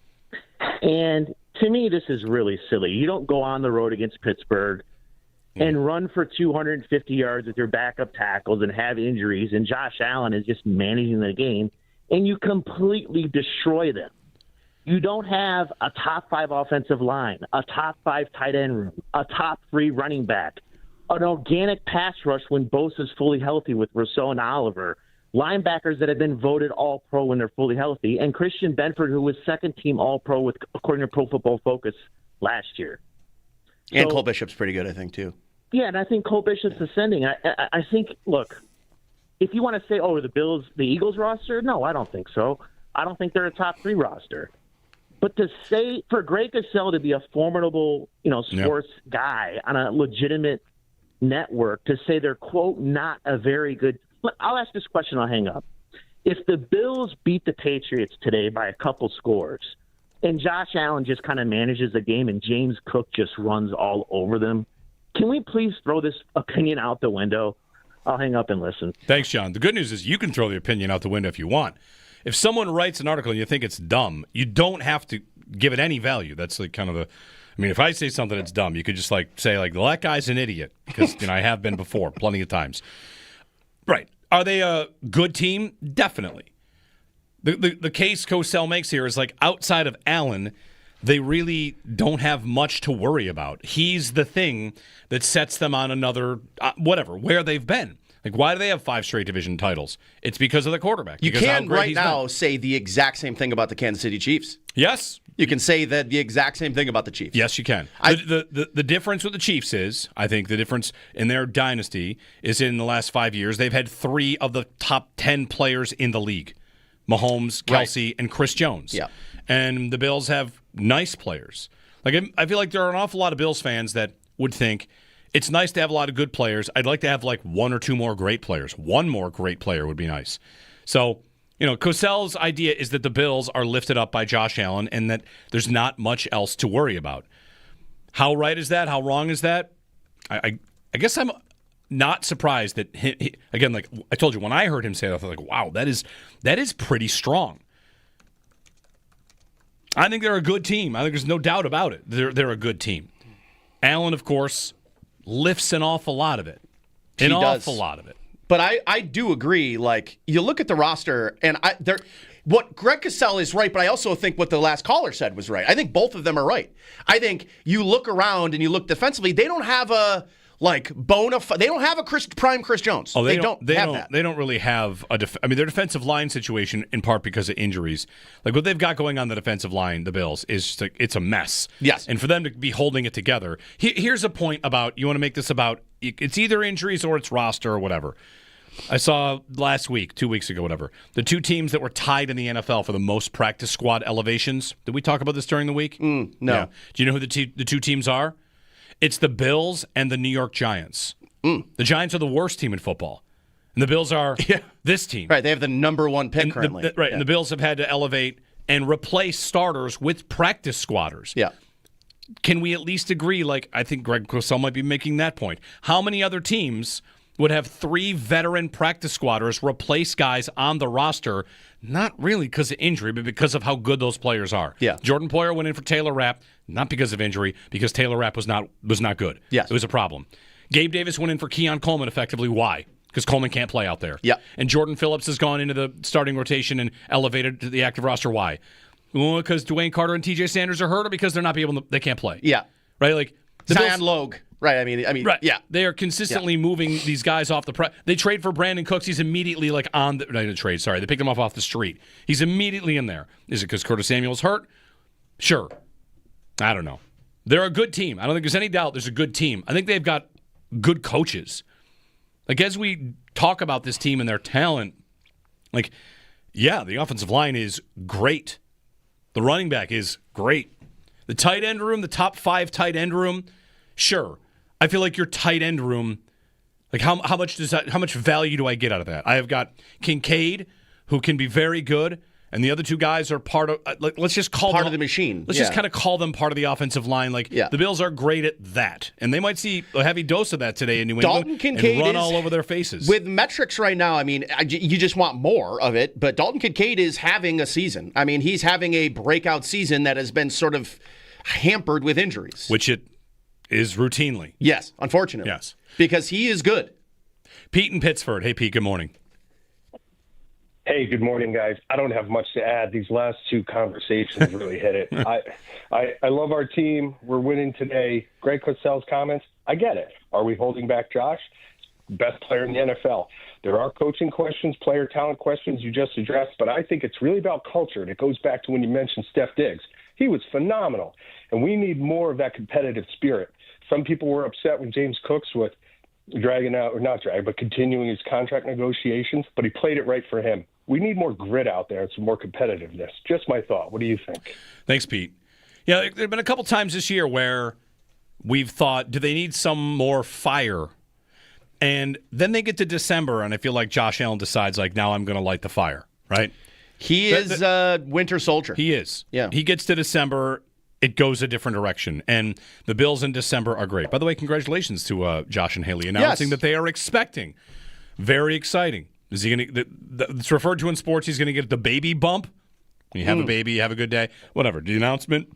Maybe you get a baby bump from the baby bump. Whatever. Josh Allen plays his best football in December, and I think largely the Bills have done a great job over the last couple of years. Sans 2022 playing their best football in December. Is it that they play their best in December, or they play their best when it matters the most? And that could sometimes that lines up. Yeah. but we've seen Allen in games where they need him to do more. Then he just does. Right. I love to make this point. His best performances this year were against Burrow, Mayfield, Lamar, and Mahomes. Right. Because and he beat all 4 of them. Yes, he did. He did. And the defense came up with a couple of plays here and there, but he brings his best when he's up against the best. Right? Yep. And if he needs it today, I think he'll be fine today. I think he will need it. I think there's a good chance he'll need it. Yeah, could be. 803-0550 and 1-888-550-2550. Spicy. This is how you know New England matters. Yeah. Yeah. This is how you know. Yeah. Which is good. Yeah. You know, it's healthy. It's healthy. We're arguing in-house. We don't even know what we're arguing about. Like, all right, let's see how the game plays out. Rich in Lakeview. Hey, Rich. Hey, you know what? Spicy is the word for it because before I get into it, I got to watch the Bill Telemack movie the other night for the first time. Listen, playing on Christmas Eve, Chestnut Ridge, a tree farm, keeping receipts on 75-cent items for 5 decades drives me nuts. But how could a family in Buffalo living in the Cape afford to eat out at Bar Bill 3 times a week? That's my biggest thing. It's in Holiday Touchdown? Yeah, oh my gosh. You know, it was... I can't wait for the CFL movie after that one, so but whatever. The thing I saw, Rich, I think maybe Defector had a piece of how often they say the stadium's name that made it sound like the whole thing was funded maybe by Highmark to just get Highmark mentioned a bunch of times. Anyway, go ahead, Rich. I know. I still call it Rich Stadium. I'm sorry. It was like I was there, getting by when they, were digging the hole there. But whatever. It brings families together. It's a nice poster for it. Listen, I watched Rocky and believed he could be heavyweight champion for 6 times. So whatever it is. All right. New England matters. What happens if the Bills lose today? I mean, where are we mentally? Because in all honesty, perhaps they would have to beat them or play them 3 times. Mm-hmm. And does that narrative change? I could see, and again, mathematically, does it hurt mentally, motivationally to see Diggs in a cap and shirt, even though they said they weren't going to have him? Does he reverse that, that sad Superman pose, the KC famous one when he's looking at them celebrate?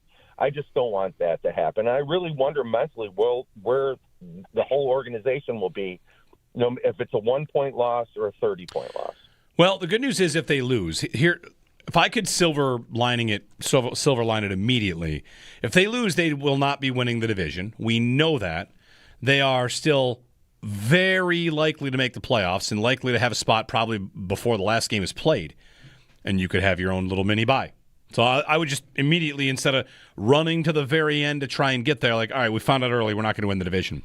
And not winning the division, like, okay, go on the road and win some playoff games. In this AFC, if I told you that you have to go 2 years ago, to Baltimore, to, who else is really good in this, to Cincinnati, healthy Burrow, and then at Arrowhead. You're like, well, you're not going to get through that gauntlet. Now, all right, you're opening in Pittsburgh, book it. Then you go to New England. Okay. The team that you've seen twice, and now you're in the playoffs, and now it's battle-tested Josh Allen against. The narrative will be Drake May's not won a playoff game yet. Right? Like, this is just a December 14th game today. Fast forward 4 weeks, it'll be he hasn't won a playoff game, and we'll have like this exact same conversation because the playoffs are where you really prove it. So if they lose today, like what's the conversation? For me, it's about like, all right, well, go win on the road. Yep. The season is whatever. You make your changes in the offseason, and then you fire it up for another run. I'll just put it this way. If they lose this game, then I will feel I think I will feel almost no different. I don't need to make an indictment of a season on this game. No. I don't. They could lose this game. Yeah. If they lose this game and then they go to New England, but when they go there in a month, they have Benford, Bosa, Ed Oliver, healthy Palmer. Like, okay, I've got different things. Maybe New England loses another player. Maybe they lose, Keishon Butte's had some hamstring issues. Like, I don't know. I think we could see a good game today. I think the Bills are going to win, and New England, I think, is still going to win the division, but that's not a lock. Miami's been a little feisty, Thanks, Rich, for the phone call. They have been feisty. Miami could beat the Patriots in a couple of weeks. Yeah, they've been running the ball very well. Yeah. Dan in is it Raleigh? Dan, good morning. Morning, guys. Just a quick point to your point about the practice squad call-ups, highest two teams or amounts, whatever.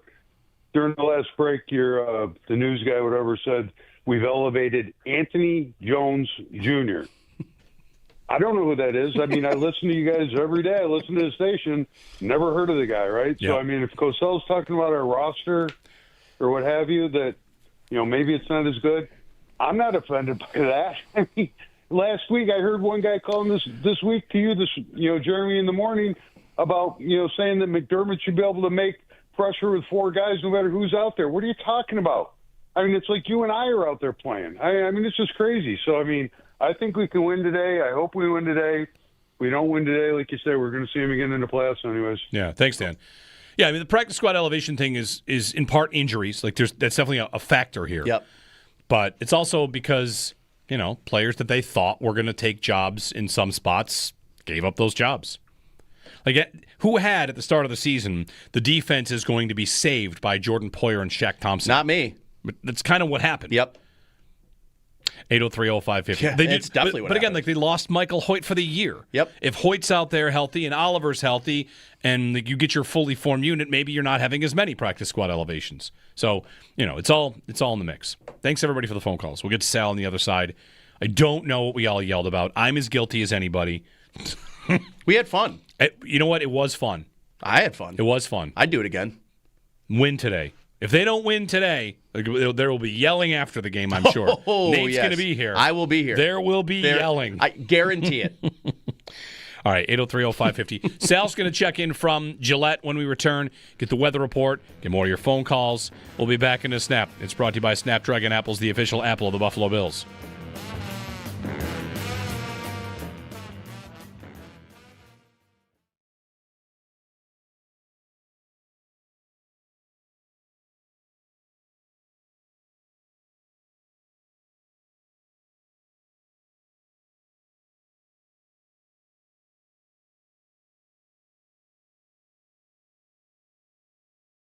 It's the new thing. So it's all about the Patriots. And I think people are saying, well, listen, again, I think it's like looking behind to say, hey, well, look what the Bills have done in the last 5 years. And the Bills haven't won a Super Bowl in the last 5 years. But it's the new shiny thing. I agree. There is a lot of they're really good and you're not this week. And that's for the Bills to use for their advantage or their whatever. Like there has been a lot of that. The Bills aren't very good, and the Patriots are this immovable force, and, I don't know, they don't really seem like that. And I like Mike Vrabel. You guys are just what are you pretending people are treating them like this for? They are underdogs in the game. No, I know, but we just played a clip from Greg Cosell saying they're not good. He said the Bills outside of Josh Allen are not that good. Right, and that's kind of what everyone is saying. So it's not straw man. These are actual words being said on TV. Sure, right. And I think it's okay for Bills fans to say, hey, by the way, they have 2 more losses than the Patriots. Yes, one of them was head-to-head by 3 points. I don't know what we're talking about. I don't know what we're yelling. I don't know what we're yelling about right now. What do you mean? What are we yelling about? What are you upset about? What do you mean? What do you mean? We're having the conversation about it. People are saying the Bills aren't good and the Patriots are great. People are ticked off by that. No, they're not. What are you talking about? Greg Cosell's clip did not say. No, we're not talking about specifically that. You are conflating. You're conflating one take with this other. There's a lot of other takes, imagined take that the Patriots are great. They are underdogs in the game. But stop telling me that everyone's Vegas. Treating them like they're great. That's Vegas. Oh, okay. That's Vegas. Okay. There are a lot of people. You can't tell me there hasn't been. I just told you there was an article this week about Vrabel and May being better, and they've got 9 games together. Was it in New England? No. Where was it? It was a national. I'll find it. I will find it. But my point is, I think you can look at that and say, all right, well, I guess there's a case to be made. But I can make a case to be made that I should be playing in the NFL. You could listen to it. You could think it's ridiculous, but I can make a case. You could try.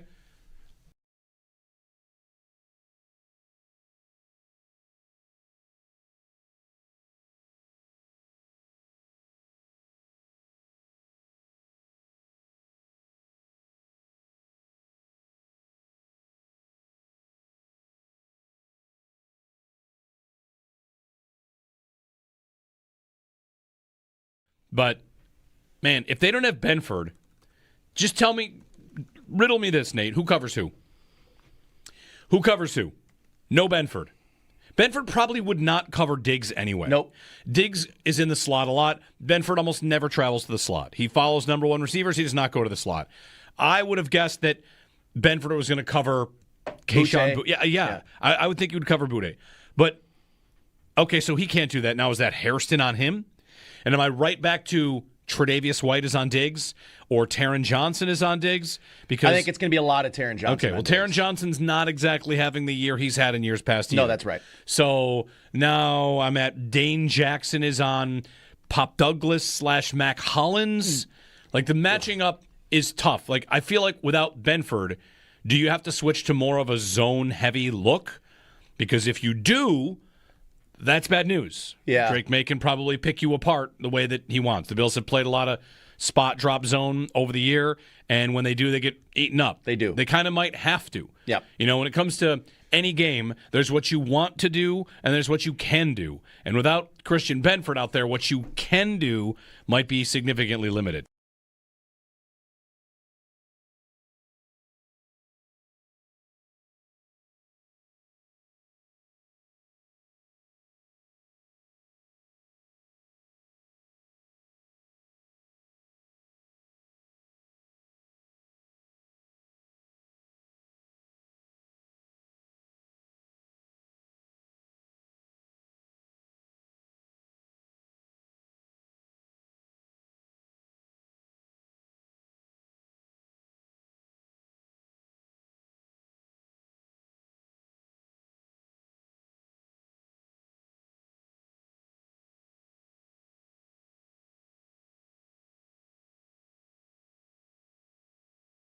Game day for the Buffalo Bills as they try to stay alive in the AFC East division race. They take on the New England Patriots for their second matchup of the season. The Barnes Firm Injury Report: injured for help, call 1-800-8-million.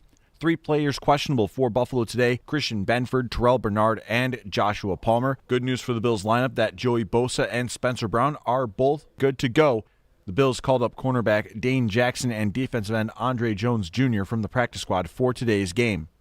As for the Patriots, only 2 players listed on the report. Running back Terrell Jennings is out. Linebacker Robert Spillane is questionable. We'll have pregame coverage of Bills and Patriots all morning, leading up to the 1 o'clock kickoff from Foxborough with Chris Brown, Eric Wood, and Sal Capaccio on the call from the Northwest Bank broadcast booth right here on the Buffalo Bills Radio Network. Weather for this game brought to you by Paddock Chevrolet. Score big with new Chevys and quality pre-owned vehicles from Paddock Chevrolet. It is expected to snow throughout the day. It'll be a lighter snow by kickoff, about 30 degrees for the afternoon. Around the NFL, the Indianapolis Colts will be starting 44-year-old quarterback Phillip Rivers under center against the Seattle Seahawks today. For Rivers, this will be his first NFL start in 5 years.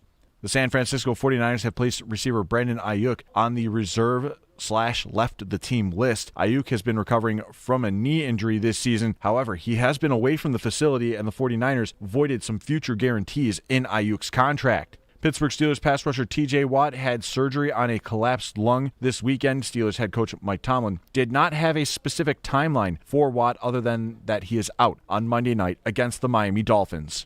This update is brought to you by Fiegel, Carr, and Joyce, your border attorneys. I'm Derek Kramer for the Buffalo Bills Radio Network.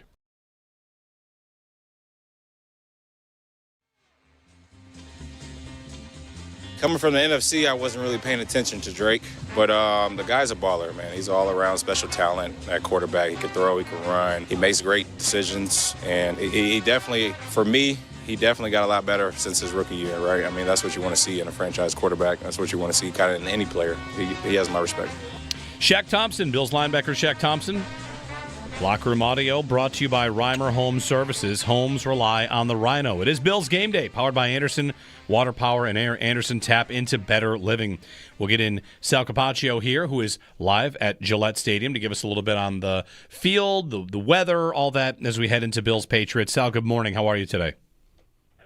I'm well. Good morning, guys. Yeah, I just posted a video if anybody wants to check it out. I just posted it at Sal Sports of the walk into the stadium through the tunnel, because you can see the snow falling down. I would say it's very similar right now to last week before the Bills played the Bengals, but not as much sticking on the ground at this point. You know what I mean? But the feel, the look, it's the soft, fluffy white snow, pretty constant. But I think it's going to start letting up closer to game time. If it's like this, we'll get another snow globe game, guys. Yeah. Sal, I'm sorry if you don't know this. Is that field heated? I don't know, but Okay. you know what? It was built in, 2000. Wait, it wasn't the last game. We were talking about this with Show Bulldog. The last game at the old stadium was the Tuck Rule game, right? And then they opened it after that. So that would have been. It does use just a quick search, a heated turf system with pipes under the field to keep the playing surface above freezing, so better conditions preventing ice and mud. Because we know the new Bill Stadium, like when it snows, that'll be heated and it'll get snow off the field. So that's a scenario where you could see snow. It just won't accumulate the way that it did last week in Buffalo because that field at Highmark currently is not heated. So something to keep in mind. No, that's a good point, and that's probably why we're not seeing it now. And I was bringing up the year because I think most stadiums that were built, over the last 25 years pretty much have that heated system, or a lot of them have retroed to it. But you're right, the Bills will have that as well. So we'll see. We'll see how it sticks on the ground or doesn't stick on the ground going forward here. Sal Capaccio joining us on the Western Hotline as we gear up for Bills Patriots. Sal, we've had some good calls today. We've had some good debate today about like the meaning of this game and how much New England is, if they are better than the Bills, if these teams are equals. How do you view this game? I know on Friday you asked what this game means to you. The division hangs in the balance. Do you put these teams as near equals or almost full equals? Like where do you kind of slot it right now?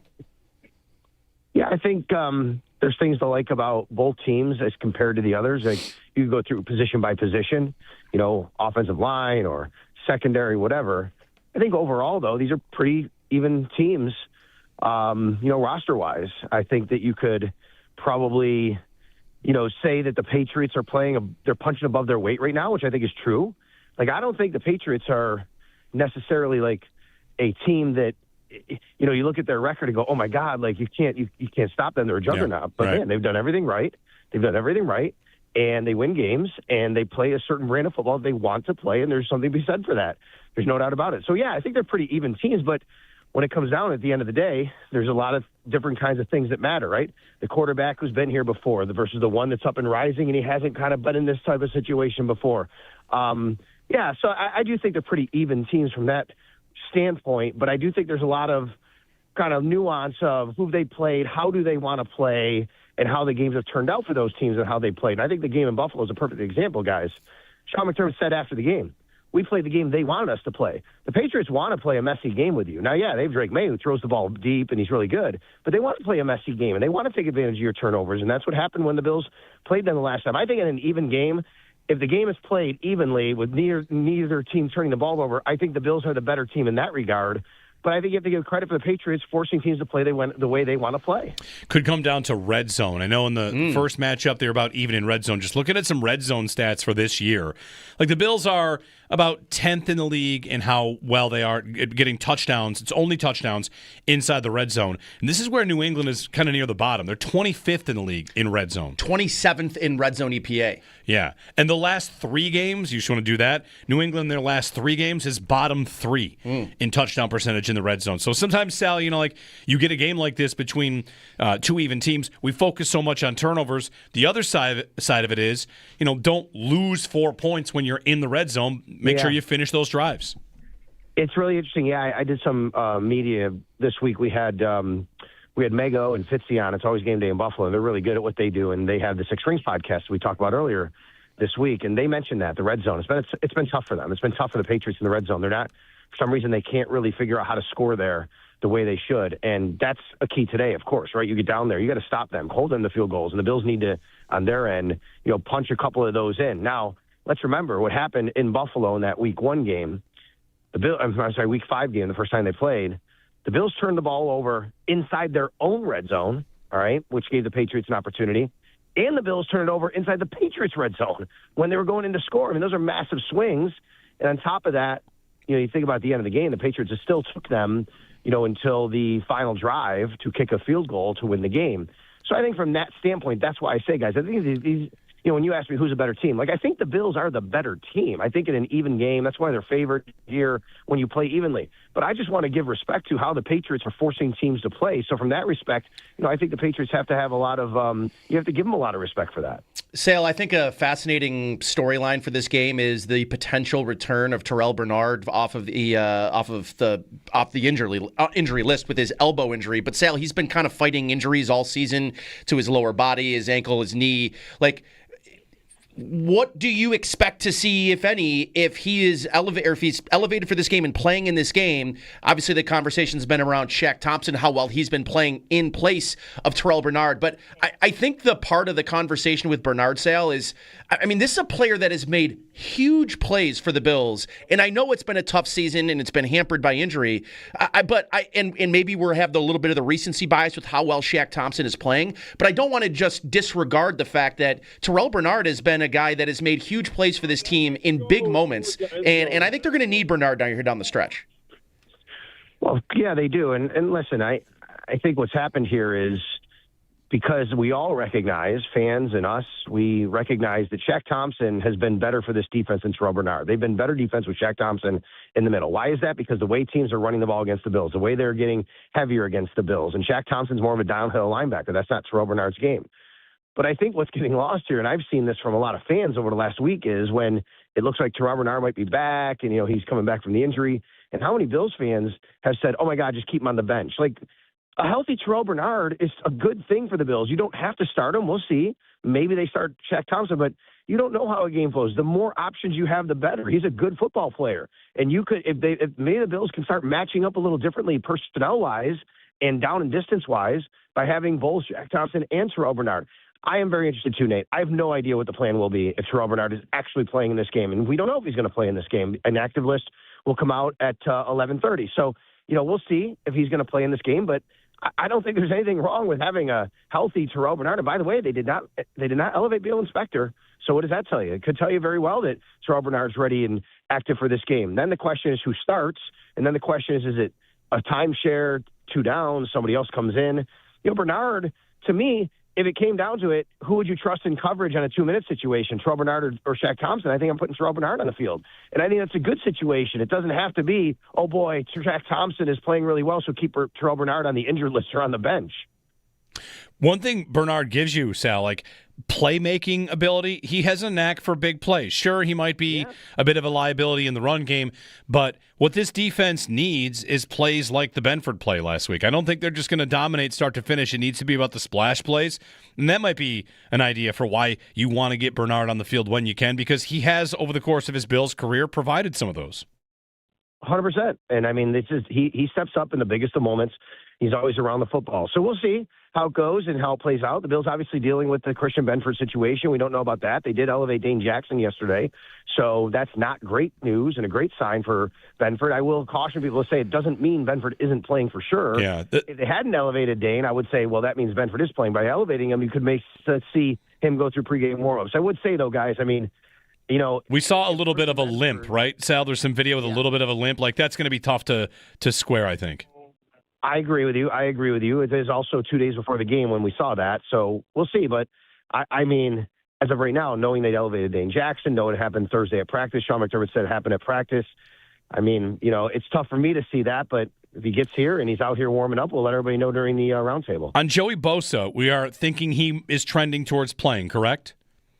He's off the injury report, so okay. He's playing. Yeah. He's playing. Good. There's no injury designation. Well, the good news is that as Sean McDermott, when the injury popped up with the hamstring, he said, week to week, hopefully 1 to 2, not 4 to 5. It ends up being a much shorter version. He misses 1 game. So that's good news, and I guess fingers crossed it's not the kind of thing that he could re-injure and become a bigger problem. No, I agree with you, and, they're going to need Joey Bosa today, obviously. Again, this is a team that wants to throw the ball deep. They want to take their shots downfield. Drake May is second in the NFL in all 3 of these different things: yards per attempt, average depth of target, and average depth of target just on completions. So he's second in all that. It means he's throwing the ball down the field. And when that happens, sometimes those plays take a little bit longer to develop, and you'd love to have Joey Bosa, obviously doing what he's supposed to do in the backfield there, but he has no injury designation. The Bills did elevate Andre Jones Jr., which I thought was interesting, a defensive end. So I think to me that just says that's insurance against Bosa if something were to happen during the game or they want to limit his snap count. All right. Very good. Sal Capaccio joining us. Call that the Barnes Firm Injury Report, brought to you by the Barnes Firm. Injured call 1-800-8-million. Thank you, Sal. You got it, guys. Sal Capaccio from Gillette Stadium. Countdown to kickoff follows this show, roundtable, all of it leading up to Gillette. The forecast in New England is for 2 to 4 inches of accumulation. But again, the key point is the heated field. Yep. So you got to take a look into the future, folks. Right. It's going to be in Buffalo next year. It might snow 2 to 4 inches in the stands. My guess is that that's not going to accumulate on the field. 2 inches between now and 3 p.m. on a heated field is going to melt and drain. So we'll see how slick it is, but I don't think it's going to be, piles of snow. You're not going to have to worry about that. 803-0550, although you might want that, right? This Bills running attack in the snow, you might want that. 803-0550, 1-888-550-2550. Jeremy and Nate here. It is Buffalo Bills game day on the Buffalo Bills Radio Network. We're back in a snap, brought to you by Snapdragon Apples, the official apple of the Buffalo Bills.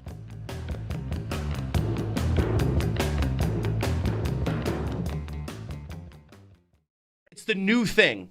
So it's all about the Patriots, and I think people are saying, well, listen, again, I think it's like looking behind to say, hey, well, look what the Bills have done in the last 5 years, and the Bills haven't won a Super Bowl in the last 5 years. But it's the new shiny thing. I agree. There is a lot of they're really good and you're not this week. And that's for the Bills to use for their advantage or their whatever. Like there has been a lot of that. The Bills aren't very good, and the Patriots are this immovable force, and I don't know, they don't really seem like that. And I like Mike Vrabel. You guys are just what are you pretending people are treating them like this for? They are underdogs in the game. No, I know, but we just played a clip from Greg Cosell saying they're not good. He said the Bills outside of Josh Allen are not that good. Right, and that's kind of what everyone is saying. So it's not straw man. These are actual words being said on TV. Sure, right. And I think it's okay for Bills fans to say, hey, by the way, they have 2 more losses than the Patriots. Yes, one of them was head-to-head by 3 points. I don't know what we're talking about. I don't know what we're yelling. I don't know what we're yelling about right now. What do you mean? What are we yelling about? What are you upset about? What do you mean? What do you mean? We're having the conversation where people are saying the Bills aren't good and the Patriots are great. And people are they're not. By that. No, they're not. What are you talking about? Greg Cosell's clip did not say. No, we're not talking about specifically that. You are conflating. You're conflating one take with this other. There's a lot of other takes, imagined take that the Patriots are great. They are underdogs in the game. But stop telling me that everyone's Vegas. Treating them like they're great. Vegas. Oh, okay. That's Vegas. Okay. There are a lot of people. You can't tell me there hasn't been. I just told you there was an article this week about Vrabel and May being better, and they've got 9 games together. Was it in New England? No. Where was it? It was a national. I'll find it. I will find it. But my point is, I think you can look at that and say, all right, well, I guess there's a case to be made. But I can make a case to be made that I should be playing in the NFL. You could listen to it. You could think it's ridiculous, but I can make a case. You could try.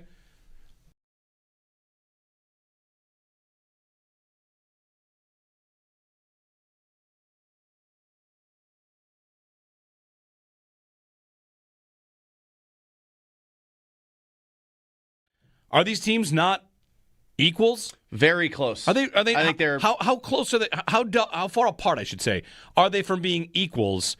If it was, imagine this is season 1 of Josh Allen v. Drake May, and you've never seen anything before this season. You'd say these teams are equals. A lot of what we do in the NFL, I think, this is my opinion. I've arrived at it this year especially because this is how the Chiefs can be 6-6 and still like the.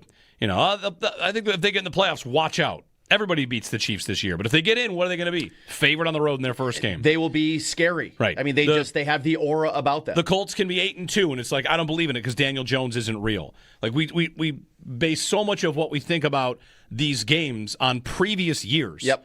And trust me, like, I'm picking the Bills to win this game today because of the same reason. Like, I've seen Josh Allen win in December so much. But the idea that, like, these teams... That the Bills should be bigger favorites or anybody's sleeping on them, I don't buy it. I don't buy it.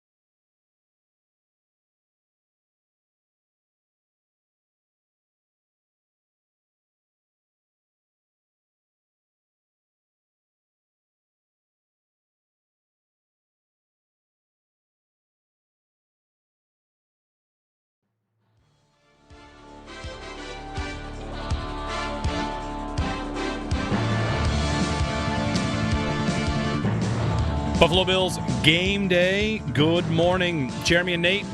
It's cold out there. Not as cold as it is in Chicago today. And Kansas City. Yeah, Chicago. Woo! Chicago's, I think I saw minus 15 wind chill for this game. Good. Like, listen, you don't have to go to the game. You could just watch it at home. It's the Browns. Right. You know, you don't have to go. Minus 15. Meanwhile, in Kansas City, minus 7, I believe, is part of the forecast. So here we go. December football. Hope you enjoy it. We'll get some more phone calls in, and then countdown to kickoff takes over. But John in Rochester is up next. Hey, John, good morning. Hey, guys. If I didn't read the article by Greg Cosell, but if you accept what he says is he's makes McDermott a Hall of Fame coach. McDermott's done a hell of a job this year, and it's going to be a Hall of Famer. But, today, the game, in my opinion, the pressure's on the Patriots.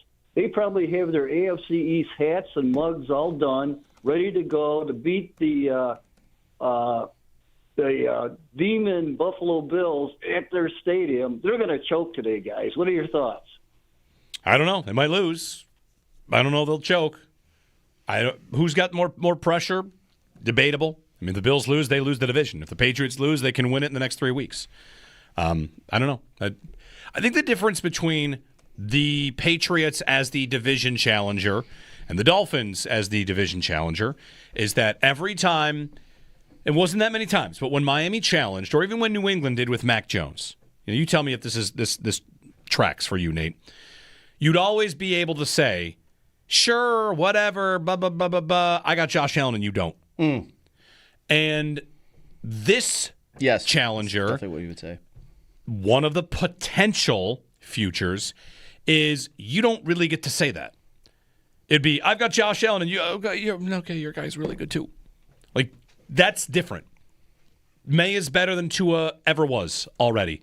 He's better than Mac Jones ever was already. He's better than a lot of guys ever are. You want, whatever. There are unscientific ways to do this. I did look at one thing for Drake May, his game log. Like his passer rating. What's his passer rating? Does he mix in bad games? Are there bad games anywhere? And the answer is he's had 3 games where his passer rating was under 90. And that's it. The rest, over 100. The opener against the Raiders, and then Cincinnati, he had a bad passer rating, like 80. Can't really figure that game out. Right, 87. And he had an 89 against Tampa. And Josh Allen, who we all know and think is incredible, is great, right? Allen's passer ratings, just for this year, like Drake May's low is 80. How many times has Josh Allen had a passer rating below that? 4. 4 this year? Yeah, 4 times. Pittsburgh, Houston, the Jets even. They won that game 30-10. Atlanta. So far this season, passing the ball, May's floor is 80. Allen's gone below that floor 4 times. You might say, like, well, what about the top of it? What about the ceiling from a passer rating? Well, Allen's gone over 130 twice. Drake May, passer rating over 130 4 times. Like, the guy rates. Yeah. Well, Allen runs. Yup. May does not run as much. There's no doubt about that. But when he does, he's somewhat effective with it. He's very effective. And he's also got this other small thing that it's kind of noticeable. He takes sacks, but not all sacks are created equally. Like last week against the Giants, he got sacked 3 times. You know how many yards he lost? 6. It's almost like an incompletion. If you could magically make all of your sacks into 1-yard losses, it just wouldn't hurt you that much. You'd be fine. Yeah. 10-yard sack, 1-yard sack. Each goes in the column as a sack. It's a very, very big difference. So it's something the Bills sacked May 4 times in the first matchup. I would bet it will not be that many times. Maybe, but he lost 6 yards total. They were essentially just negative run plays. Right. Anyway, we'll see. I think they're a worthy challenger, and part of thinking they're a worthy challenger and not overrated, not a fluke, means if the Bills win, I think it's a good win. I think it's a heck of a win. And then they will have add to a resume of a pretty group of really good wins. They would have a good resume. Yep. Yes. The Bills and the Texans, I think, if the Bills beat New England, the Bills and the Texans have the best wins in the conference. And as you know, head-to-head matters. That's right. I just wanted to say that. There wasn't really any context to that. Do the Broncos, do they have good wins? They beat the Packers, no? They played the Packers today. They play the Packers and then the Jags and then the Chiefs and the Chargers. They're going to have to win a good game if they're going to win the AFC. The Broncos beat the Texans. They beat the Cowboys. They beat the Bengals. They beat the Eagles. It's the thing that most of us forget about the NFL season. December, everything that happens leading up to December, it could be we're going to be probably talking about a Colts team not making the playoffs after being in first place in November. That's right. So, today stuff happens. Today they're rolling out a 44-year-old gym teacher. How do you feel about that? You feel like by the way, I know we got to go to break here. Did you see Tom Brady's remarks? In the most predictable thing that has Tom Brady ever had to make it about happened of all time, Tom Brady says, of course he could still play. Yeah, he's got to make it about himself. Of course. Yeah. I didn't find that on my betting app. Will Tom Brady claim he can play? Yes, minus $20 million. Yep. Of course he will. Minus $20 million. That's why the Patriots have to lose. Yep. All right, countdown to kickoff on the way.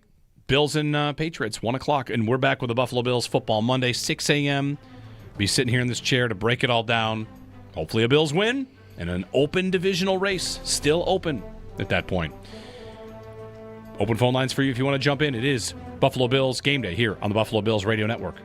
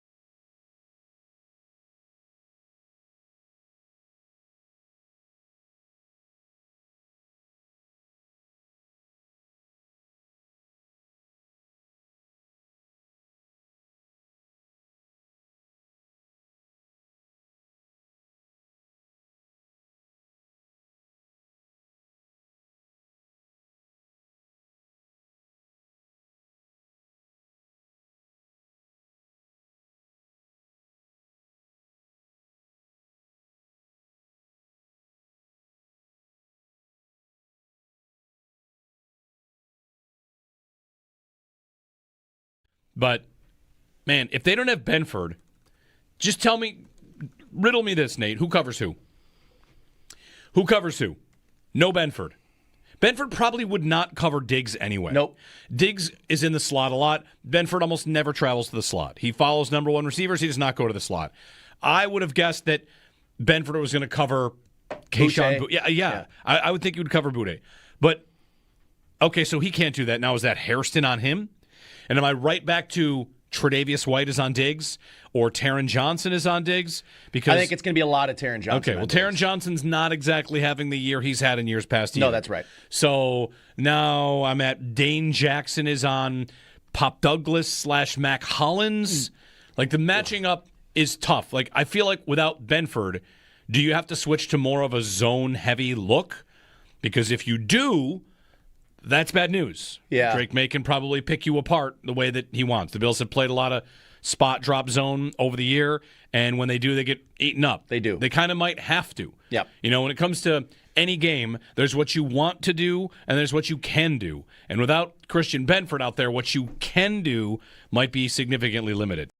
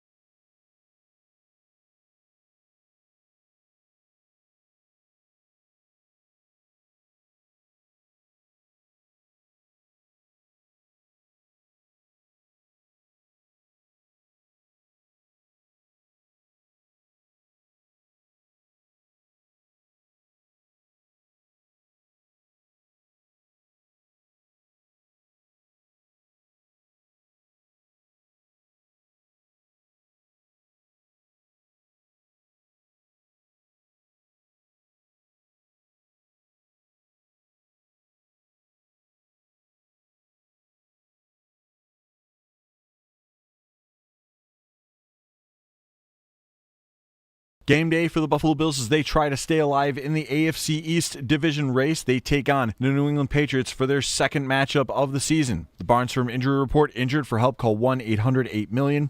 3 players questionable for Buffalo today: Christian Benford, Terrell Bernard, and Joshua Palmer. Good news for the Bills lineup that Joey Bosa and Spencer Brown are both good to go.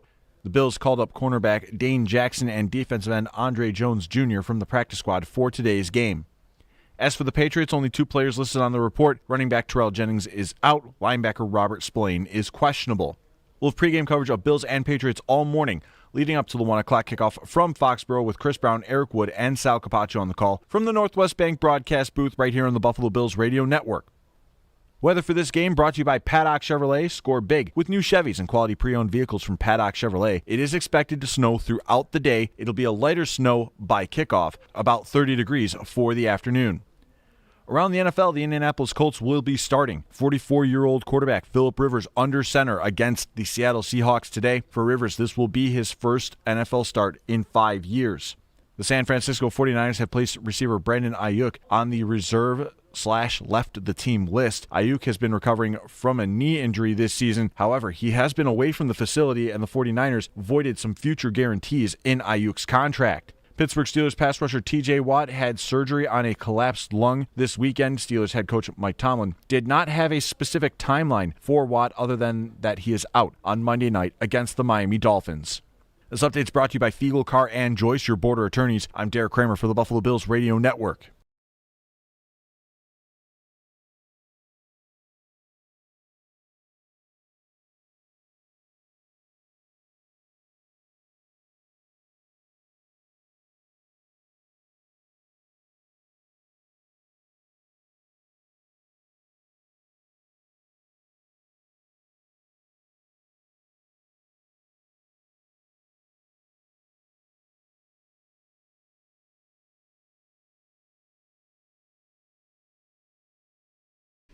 All right, welcome into Countdown to Kickoff. Good morning. I'm Nate Geary. Sneaky Joe's out today. I've got Derek Kramer sitting in. We're getting you ready for the 1 p.m. kick between the Buffalo Bills and the New England Patriots with Chris Brown and Eric Wood calling the play-by-play from the Northwest Bank broadcast booth. Countdown to Kickoff is presented by Northtown Automotive. Whatever you're looking for, you'll find it at Northtown. It's now time for the Northtown Hyundai Pre-Game Huddle. Northtown Hyundai, Western New York's premier Hyundai dealership. Derek, good morning. Morning, Nate. It's football game today. Yeah, we have Bills football here today, and I already did my part today. We're going to see if the Derek jinx can continue to make me look foolish. Picked against the Bills for breakfast with the Bills today. And has that been something you've been making a living off of? No. Or the Bills been making a living off of it? Last week, yes.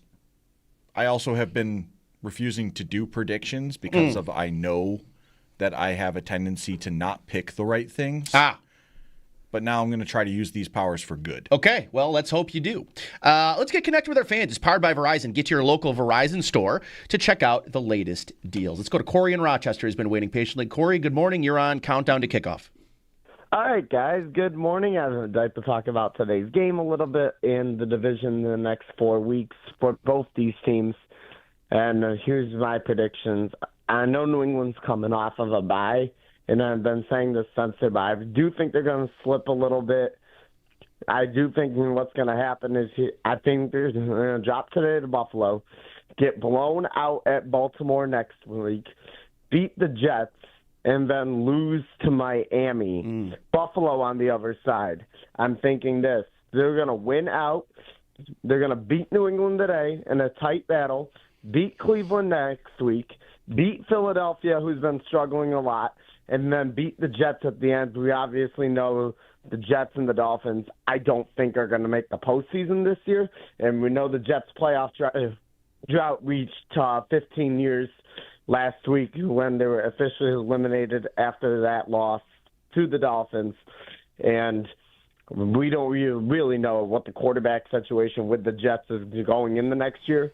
But this is really something. But meanwhile, with the Bills and the Patriots today, I think you need to get the Drake May a little more. Try to force some turnovers on that defense. Buffalo cannot play sloppy like they did Week 5 on Sunday night against New England, having the 3 turnovers. You need to try to limit the turnovers today, get Josh Allen involved more, get the receivers and the running backs and the tight ends involved more. Today is going to be revolved more on an everybody eats offense, guys. Thanks, Corey. Appreciate it, buddy. Yeah, and listen, I mean, you go back to that Week 5 game, and it was kind of Dalton Kincaid's coming out party this year. I think he goes 6 for 105 in that game. Really, the Patriots had a tough time covering him. But if you go back to that game, I mean, the turnovers obviously were the difference in that game. The Bills turned the ball over 3 times. The Patriots turn over once, and the Bills lose the game. But it was kind of when and where those turnovers happened. Keon Coleman's fumble was tough. The interception from Josh Allen, I mean, they were driving down the field. So it wasn't just the fact that the Bills had 3 turnovers. They were like very costly moments of the game in areas of the field you can't really afford to turn the football over. I mean, Keon Coleman's fumble happens at like the 25-yard line and gives the Patriots great field position. So they only get a field goal, as a matter They of only fact. get a field goal. And I think, too, a little bit of that today is, talking about their red zone struggles, the Patriots, that is, 27th in red zone EPA and 25th in red zone touchdown percentage.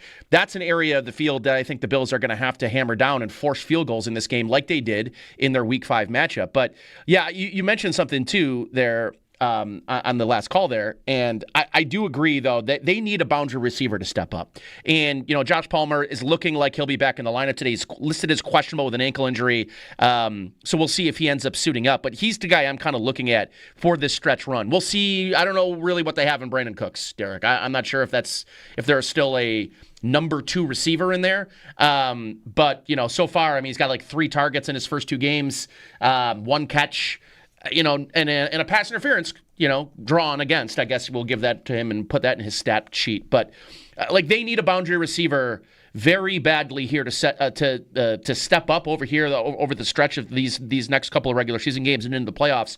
Because I think if they become a team that's only relying on their running backs and tight ends in the pass game, they're going to become easier and easier to defend over these next couple of weeks. So for me, whether it's Josh Palmer, I still I'm kind of hammering the table that I think they need to give Tyrell Shavers more chances in the pass game. And that is more of a Josh Allen thing than I think even a Joe Brady thing, because right now Tyrell Shavers last week was leading the team in snap count at the wide receiver position. I think that will probably be Josh Palmer when he's back, if he's back in the lineup. But Tyrell Shavers, Josh Palmer, Brandon Cooks, one of those 3 guys, and I know I'm leaving out Keon Coleman, but I think I have kind of just at this point, they're using him less and less, and it's harder and harder to count on him. So one of these boundary receivers, it would be great if 2 did, but one of them has to step up if the Bills are going to sort of refine balance in their offense, especially in the pass game. The thing is that if you're counting on a boundary receiver within this offense's structure, don't. There could be like the occasional good game from one of them, but I'm not really depending on the boundary receivers here because the offense doesn't predicate it. The offense does not, under Joe Brady, have a great influence for the receivers on the outside. Khalil Shakir, the bubble screens, we know how frustrating those are, but then we see Shakir shake loose against Cincinnati, and he gets that touchdown on a really nice play. Disgusting throw by Allen. Yeah. Just as awesome of a catch from Shakir as he turns around, the ball's already on its way. And to make that catch within a 3-man window like that, beautiful stuff. So it's Shakir, and I think that I would like to see him used more down the field, utilizing the slot, not just being the bubble screen merchant that Brady keeps calling for. And again, if you're relying on a boundary receiver this year, I'm going to try to help you stay sane and say don't. It's okay. It's what they are right now. And for the rest of the year, we're just going to have to grit our teeth and deal with it. I think, to me, though, a receiver stepping up may not necessarily be a statistical thing you point to, but I think a receiver that can consistently create separation on the boundary, even if it means they're not going to him. And what I kind of think about, and I brought this up to Jeremy last hour when we were talking about this, but Mecole Hardman, in that game that he played, they take a deep shot to him early in the game, and I thought it opened up the middle of the field. He didn't make the catch. But if they can have someone in the lineup that can do that for the Bills offensively, that opens up the middle of the field, that opens up the intermediate passing game, because there's a threat over the top, even if they can't complete a pass to him.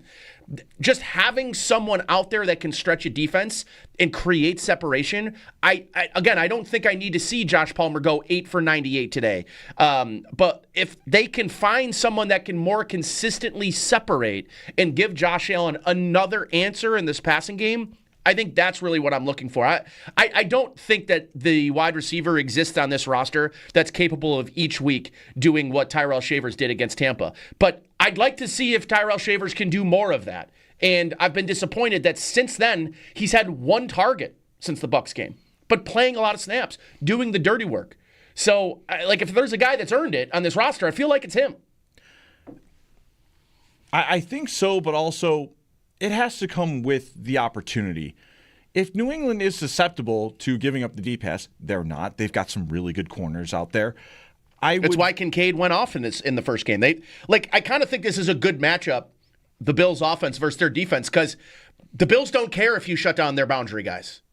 And they kind of get shut down every week. Yeah, and again, boundary receivers. So it's almost like you're taking out Christian Gonzalez out of the game. Because, okay, go ahead, cover our number one receiver. Good. Ooh, we might not even target Christian Gonzalez in this game. And it's perfect, like you just said, because New England's run defense has also become more susceptible. I know it's not flashy. We're talking about receivers to start this thing, and here I am going, no, run the football. Run game. No, ready? Run the damn ball. Yeah. Run the damn ball today because, A, you didn't do too well with it the last time in week 5, and B, more importantly, they've been more susceptible to the run with Milton Williams out. He's not in for this game.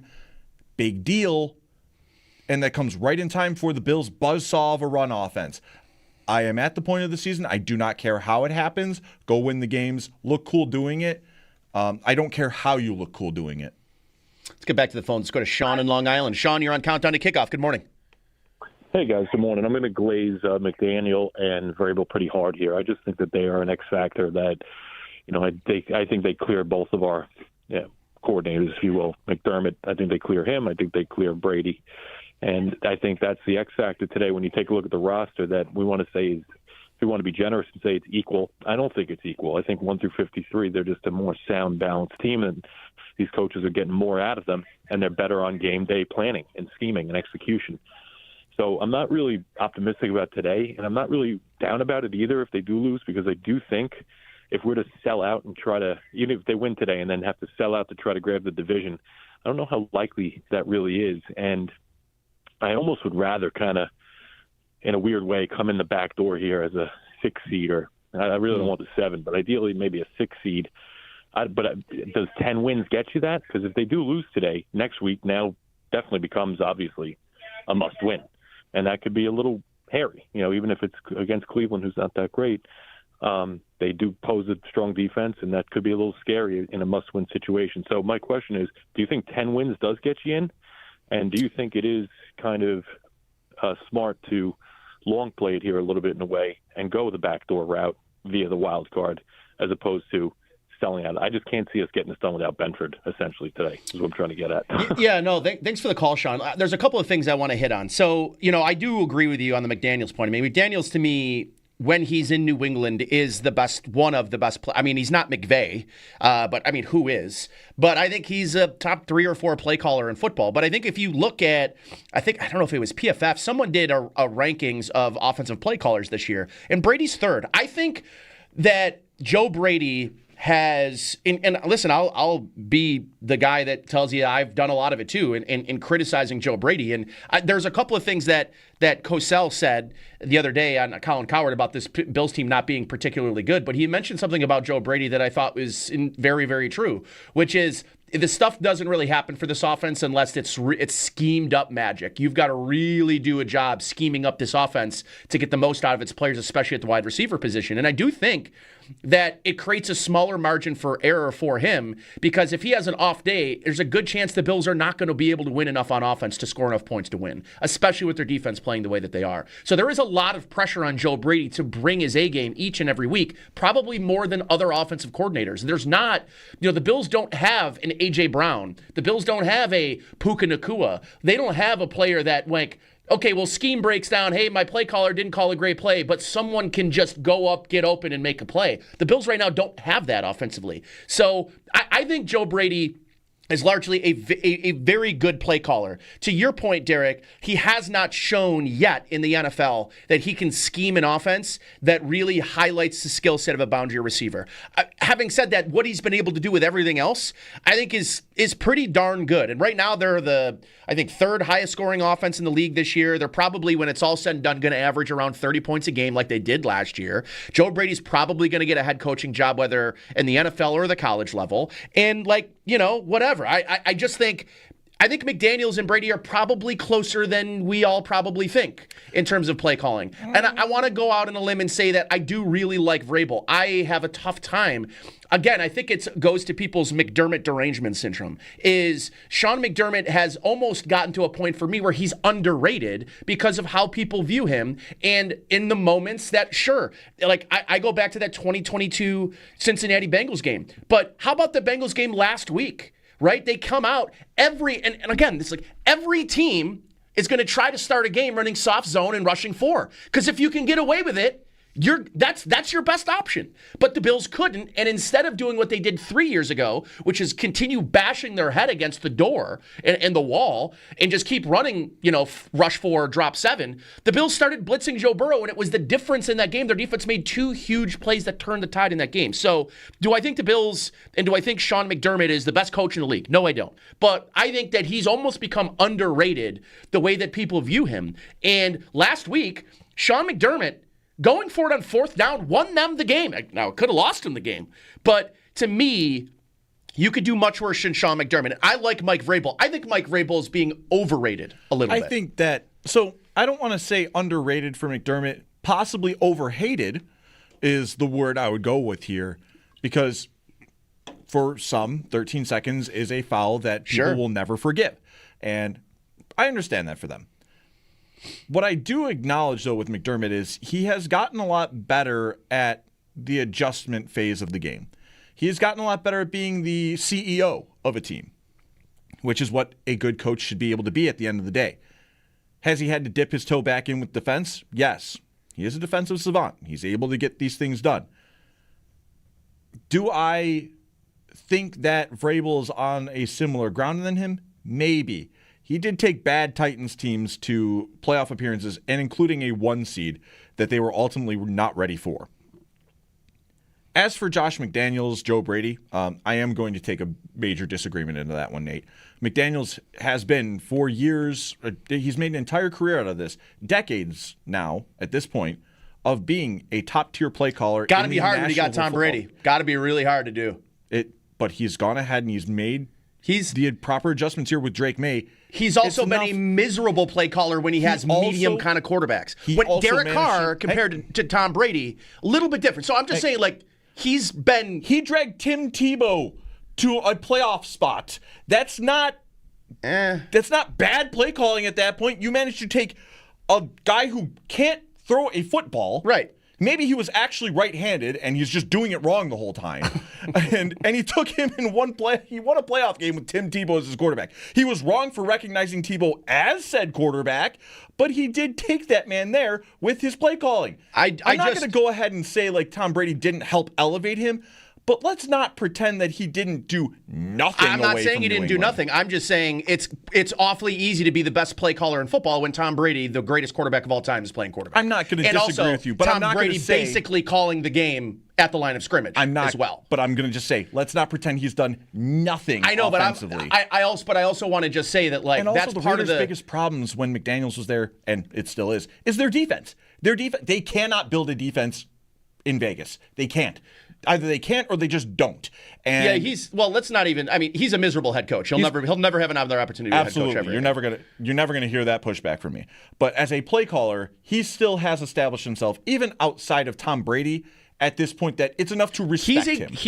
He's a good play caller. Great play caller. He's probably I said he's top 5 in the league, but I also think that if you're looking at play callers around the league and scheme, Joe Brady's right in the same conversation. I would say that if you're going to use the argument there with Brady, I'm not going to go ahead and say that Josh Allen's Brady, but it sure does help to have Josh Allen, does it not? But wouldn't you say that one of the best parts of their team and their scheme is their running attack? Now, some of that is Aaron Kromer based, There's where I will give Brady some credit. He has schemed the league's best rushing attack.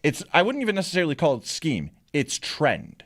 Yeah. It is following the trend that defenses are smaller and they're keeping everything in front of them with the too high. And how do you counter that? You counter that by running the football against 7 or 6 man boxes. The Bills do it better, and their offensive line's really good.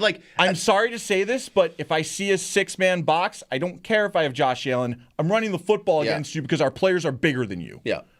And Dallas showed me that. That Dallas game a couple of years ago when he's still the interim. The biggest improvement of Brady when it comes to the run game is not running out of shotgun, which was one of the most frustrating things of Kenneth Dorsey. But I'm not going to go ahead and say that Brady's consistent because in the 4 losses this year, what dragged them down? Turnovers. Turnovers and offensive inconsistencies. But I think turnovers is really probably the catalyst in the inconsistency. I mean, the turnovers have killed them in games. When they don't turn the ball over, they're an incredibly hard offense to stop. But like last year, they turned it over at a, frankly, unsustainable clip. I mean, just having historically low turnover and negative play numbers. That was always going to move closer to the mean and away from how efficient they were last year on it.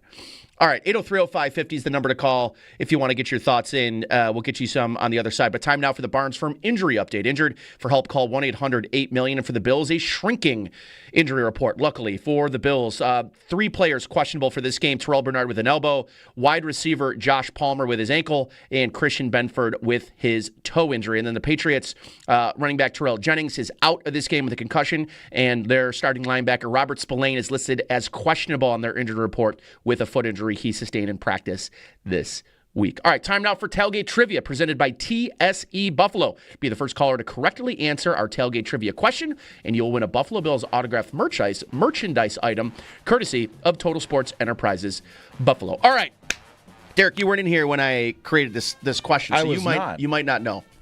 The Patriots won 4 straight games against the Bills in Josh Allen's first 2 seasons, 2018, 2019. Gross. Before Josh Allen and, of course, the Bills took over the AFC East and won 5 straight.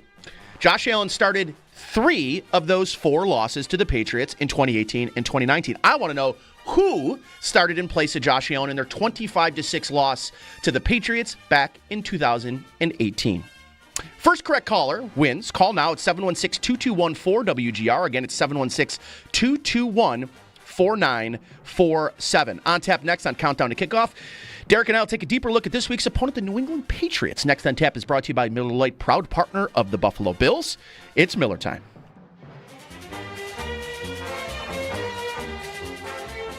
But, man, if they don't have Benford, just tell me, riddle me this, Nate. Who covers who? Who covers who? No Benford. Benford probably would not cover Diggs anyway. Nope. Diggs is in the slot a lot. Benford almost never travels to the slot. He follows number 1 receivers. He does not go to the slot. I would have guessed that Benford was going to cover Keyshawn. Yeah. I would think he would cover Boutte. But, okay, so he can't do that. Now, is that Hairston on him? And am I right back to Tre'Davious White is on Diggs or Taron Johnson is on Diggs? Because I think it's going to be a lot of Taron Johnson. Okay, well, Taron Johnson's not exactly having the year he's had in years past. No, that's right. So now I'm at Dane Jackson is on Pop Douglas / Mac Hollins. Like the matching up is tough. Like I feel like without Benford, do you have to switch to more of a zone-heavy look? Because if you do, that's bad news. Yeah. Drake May can probably pick you apart the way that he wants. The Bills have played a lot of spot drop zone over the year, and when they do, they get eaten up. They do. They kind of might have to. Yep. You know, when it comes to any game, there's what you want to do, and there's what you can do. And without Christian Benford out there, what you can do might be significantly limited.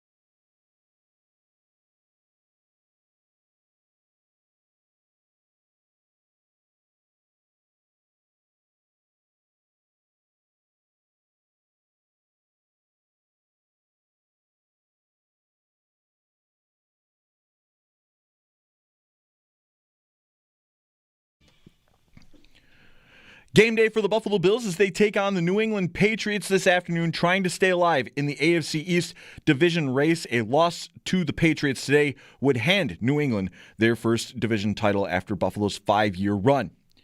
The Barnes Firm Injury Report: injured for help, call 1-800-8-million. Christian Benford, Terrell Bernard, Joshua Palmer, the 3 players questionable for Buffalo for today's game. The Bills called up cornerback Dane Jackson and defensive end Andre Jones Jr. for today. As for the Patriots, 2 players on their injury report. Running back Terrell Jennings is out. Linebacker Robert Spillane is questionable. We'll have continuing pregame coverage of Bills and Patriots all morning leading up to the 1 o'clock kickoff from Foxborough with Chris Brown, Eric Wood, and Sal Capaccio on the call from the Northwest Bank broadcast booth right here on the Buffalo Bills Radio Network. Weather for this game brought to you by Paddock Chevrolet. Score big with new Chevys and quality pre-owned vehicles from Paddock Chevrolet. It is expected to snow throughout today's game, not as heavily by kickoff, about 30 degrees for the afternoon. Around the NFL, the Indianapolis Colts will be starting 44-year-old Phillip Rivers at quarterback against the Seattle Seahawks. For Rivers, it's his first start in 5 years in the NFL. This also resets Phillip Rivers' eligibility for the Hall of Fame. The San Francisco 49ers have placed receiver Brandon Ayuk on the reserve left the team list. Ayuk has been dealing with a knee injury all season. Pittsburgh Steelers pass rusher TJ Watt had surgery on a collapsed lung. Steelers head coach Mike Tomlin did not have a timeline past that Watt is out for Monday night against the Miami Dolphins. This update's brought to you by Fiegel Carr and Joyce, your border attorneys. I'm Derek Kramer for the Buffalo Bills Radio Network.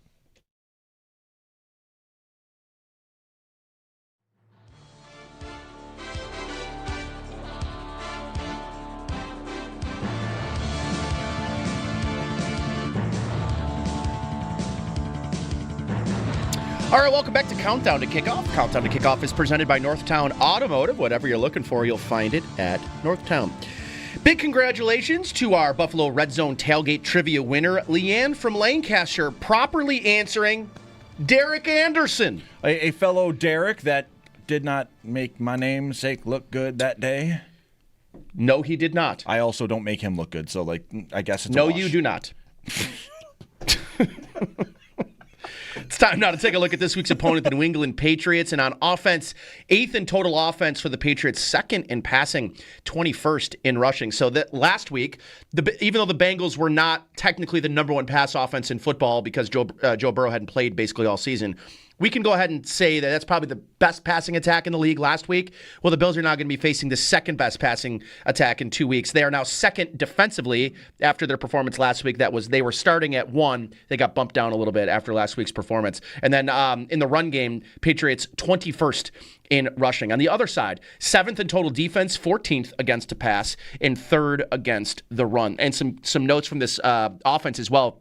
They're 7th in EPA per play, 2nd in EPA per pass, and 6th in average depth of target. And on offense, they are 27th. I brought this up earlier, 27th in red zone EPA on offense. So if the Bills can get them down to the red zone and make some stops, it could be the key to this game. And then on the other side on defense, 10th in EPA per play, 11th in EPA per pass, and 13th in EPA per run. All right, time now to get connected with our fans. Powered by Verizon. Get to your local Verizon store to check out the latest deals. Al in Tampa's been waiting patiently. Al, you're on Countdown to Kickoff. Good morning. Good morning, gentlemen. How are you? Fantastic. I think the Bills win out. Agree with your previous caller.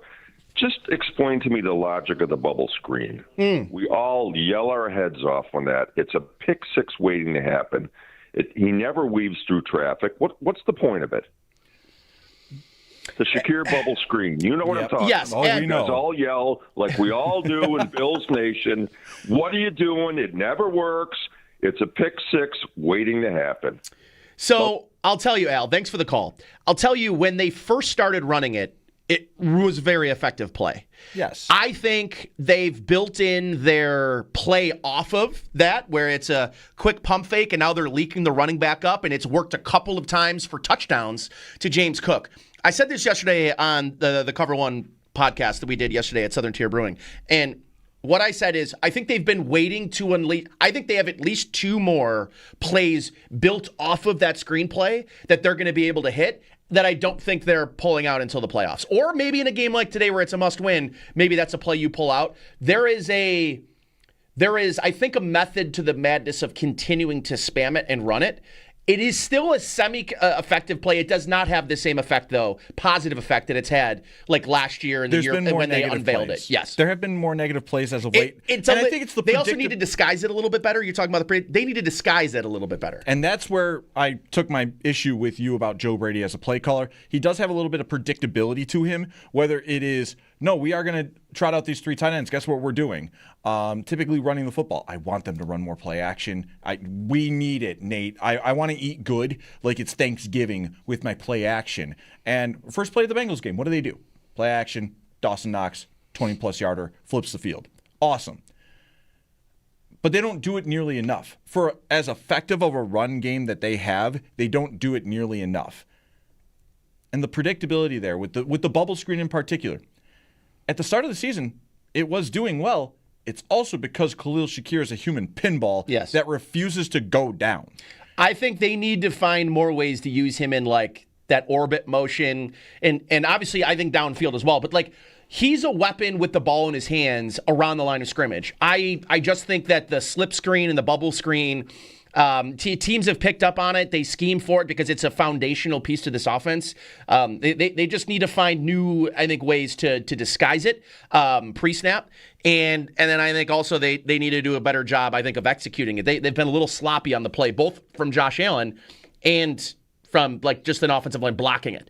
And listen, if teams are going to be overly aggressive and they're going to run upfield when that happens, well, that's your opportunity. Like to me, you should be pumping with one of those blockers, looking like they're about to block, and then send it up the field because I think you'll have some wide open stuff there.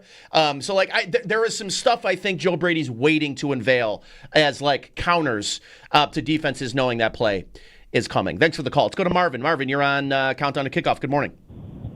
Oh, good morning, gentlemen. Good morning. Just listening, and I have to comment on the last caller. I don't think there's a fan out there that knows football, not people that call up about our uniforms, how they're going to pop and how pretty they are. I could care less about the uniform. I want to see football. But he's 100% right, and it brings to mind the last game that we lost to Kansas City. My friends and I were watching, we're coaches, in fact, one in the NFL. And we were waiting to see what Brady was going to do off of that. Not one different lick in our offense, not one trick play, nothing. So as far as the coaching is concerned, I really have issue, with Brady's calling. Predictable, you couldn't say it any better. So predictable. But the point I want to really make is, I love football, and I listen to a lot of podcasts and shows, and a fella called in, and if he's listening, his name was Theodore, and he called in and he basically said that, New England's got a better roster than we have, except for Josh Allen and Cook. And he said that Brandon Beane did not get the players he needed to get, which I couldn't disagree. I couldn't agree more with. And and that's one thing I like about you guys. A person on the phone gave him a gotcha question, like, this statistic. But he basically said, thank God for Josh Allen. And like last week, thank God for Josh Allen. We have some good players, but Josh Allen is carrying that team. And without Josh Allen, Brandon Beane and McDermott would be on a different team someplace. And just your comments on that. And go Bills. I love the Bills. I've been watching since the early 60s. And it's just I want to see them win. But Brady getting a head coach job someplace, I can't see it. But maybe people are smarter than I am, but he just so predictable, That bubble screen, when the guy called, I'm going, geez, are there other people? I have those fake rocks to throw at the TV. And believe me, I throw a bunch of them there. This guy is so predictable. It makes me sick. And as far as McDermott is going, I think he's a good coach. He's not a great coach, and he'll never outlive that 13 seconds. Never. So thank you, guys, and your comments, please. Yeah, thanks for the call, Marvin. Well, I do think he will, if they win a Super Bowl, we'll never talk about 13 seconds again. So, that's just the reality of it. But, there's a lot there. I guess where I don't like when you people put me in a position to have to defend these coaches, because I I'm just as critical as everybody else. If not, no way. You're the beacon of positivity, I Nate. get told all the time. I had somebody call in how negative I am all the time after a Bills win. And by the way, it was after the New Orleans game, and I said, I don't know, something doesn't look right. And everyone's like, hey, enjoy the win. It doesn't matter how you win. You're so negative. You're, whatever. But I think Sean McDermott, and listen, you mentioned something. You're like, being in McDermott would be nowhere without Josh Allen. I look at Bill Belichick without Tom Brady. Currently is so nowhere. He's so it's not unique to them. Yeah. So I love watching you have to struggle to defend them after you have criticized them. It is fun for me to watch that for you. I know that for you it's difficult, or at the very least problematic. Not problematic. Just I'm thinking of the don't wrong make me words. do it. Don't be overly. And Marvin, I'm not here to tell that Marvin was overly critical. I think he made a lot of good points. The predictability of the offense is definitely frustrating, and it's not necessarily just predictability in play calling, but what they're running in certain situations, right? And they do spam, they love running mesh, and you can't run mesh against Houston. Everybody's running mesh against Houston and not, succeeding. I think some of the stuff they showed last week, because of, again, I think it's important to note, this is not super unique to Joe Brady. Other offensive coordinators and schemes do this, but they are very, they have concepts. So they'll have, the same play bottled up in 15 different formations with 10 personnel groupings. And it might be the same play, but I liked that there was a wrinkle last week where they're running James Cook out of the backfield in a mesh concept. So it's not just two slot receivers crossing each other. Now you have a slot receiver crossing this way with a running back crossing this. It's the same concept, but it's shown differently, and it's. So I think for me, or we you just had a need running more back wheel out of that concept. Yeah, That's right. a very common thing to do with a mesh concept, is the running back wheel on the outside, so that you have that other option with the crossing schemes. And it hits in the Tampa Bay game. Yep. Where James Cook, that dart right away, touchdown, bam. Love seeing that. Allen has had moments where he's had to play better. It would help if he had consistent separators It would help on the outside. It would help, but this is the year that we have. But Allen has, as of late, been playing better. It's not that we're not getting what we're asking for here. It is helping. They're getting through this. Now, what can you do? What can you do for me this week here for the Bills? And it's simple. Keep the consistency. Don't turn the ball over.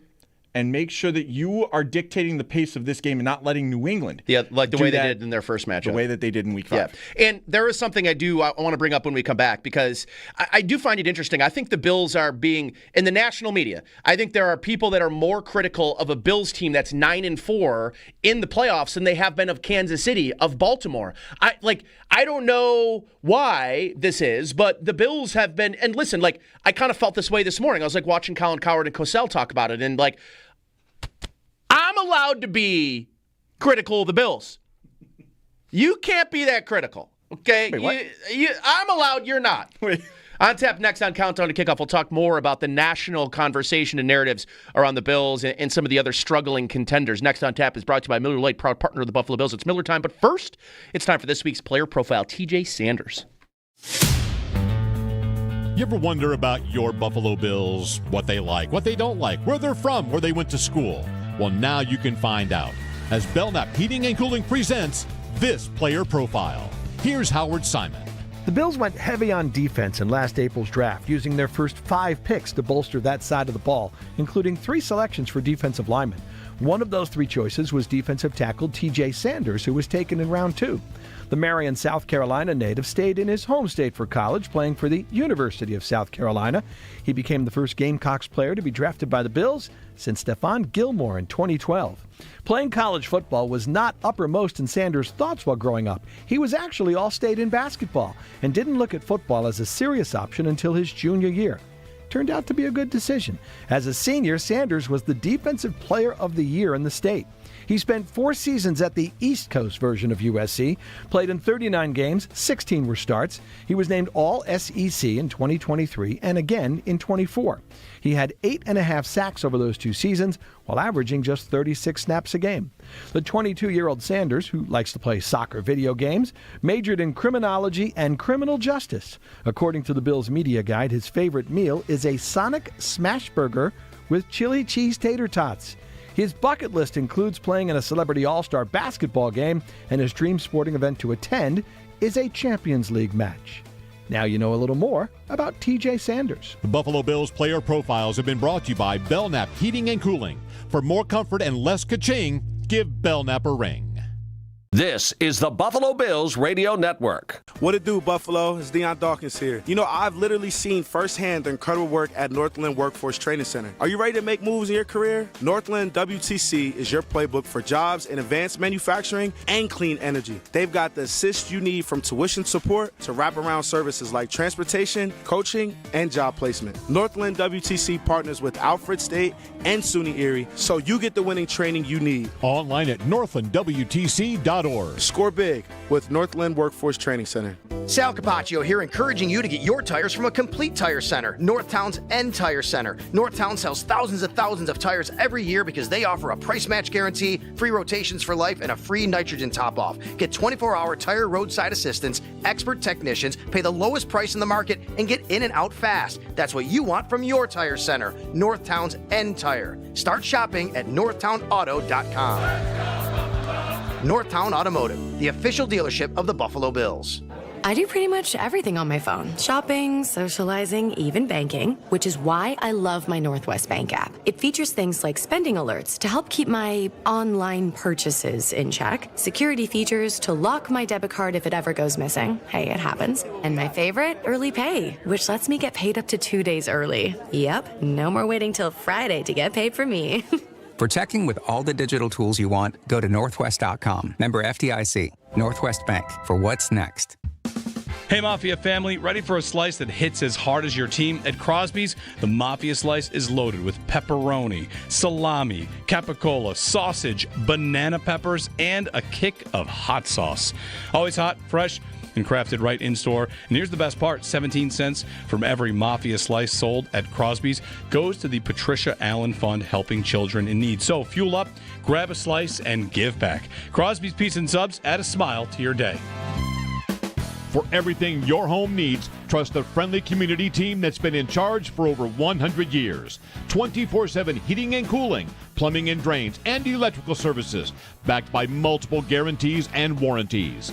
Reimer has been ready for New York homeowners since 1921. If your furnace or boiler leaks, AC quits, drains clog, or power goes out, go with the Rhino. Get Reimer on the horn. Visit callreimer.com.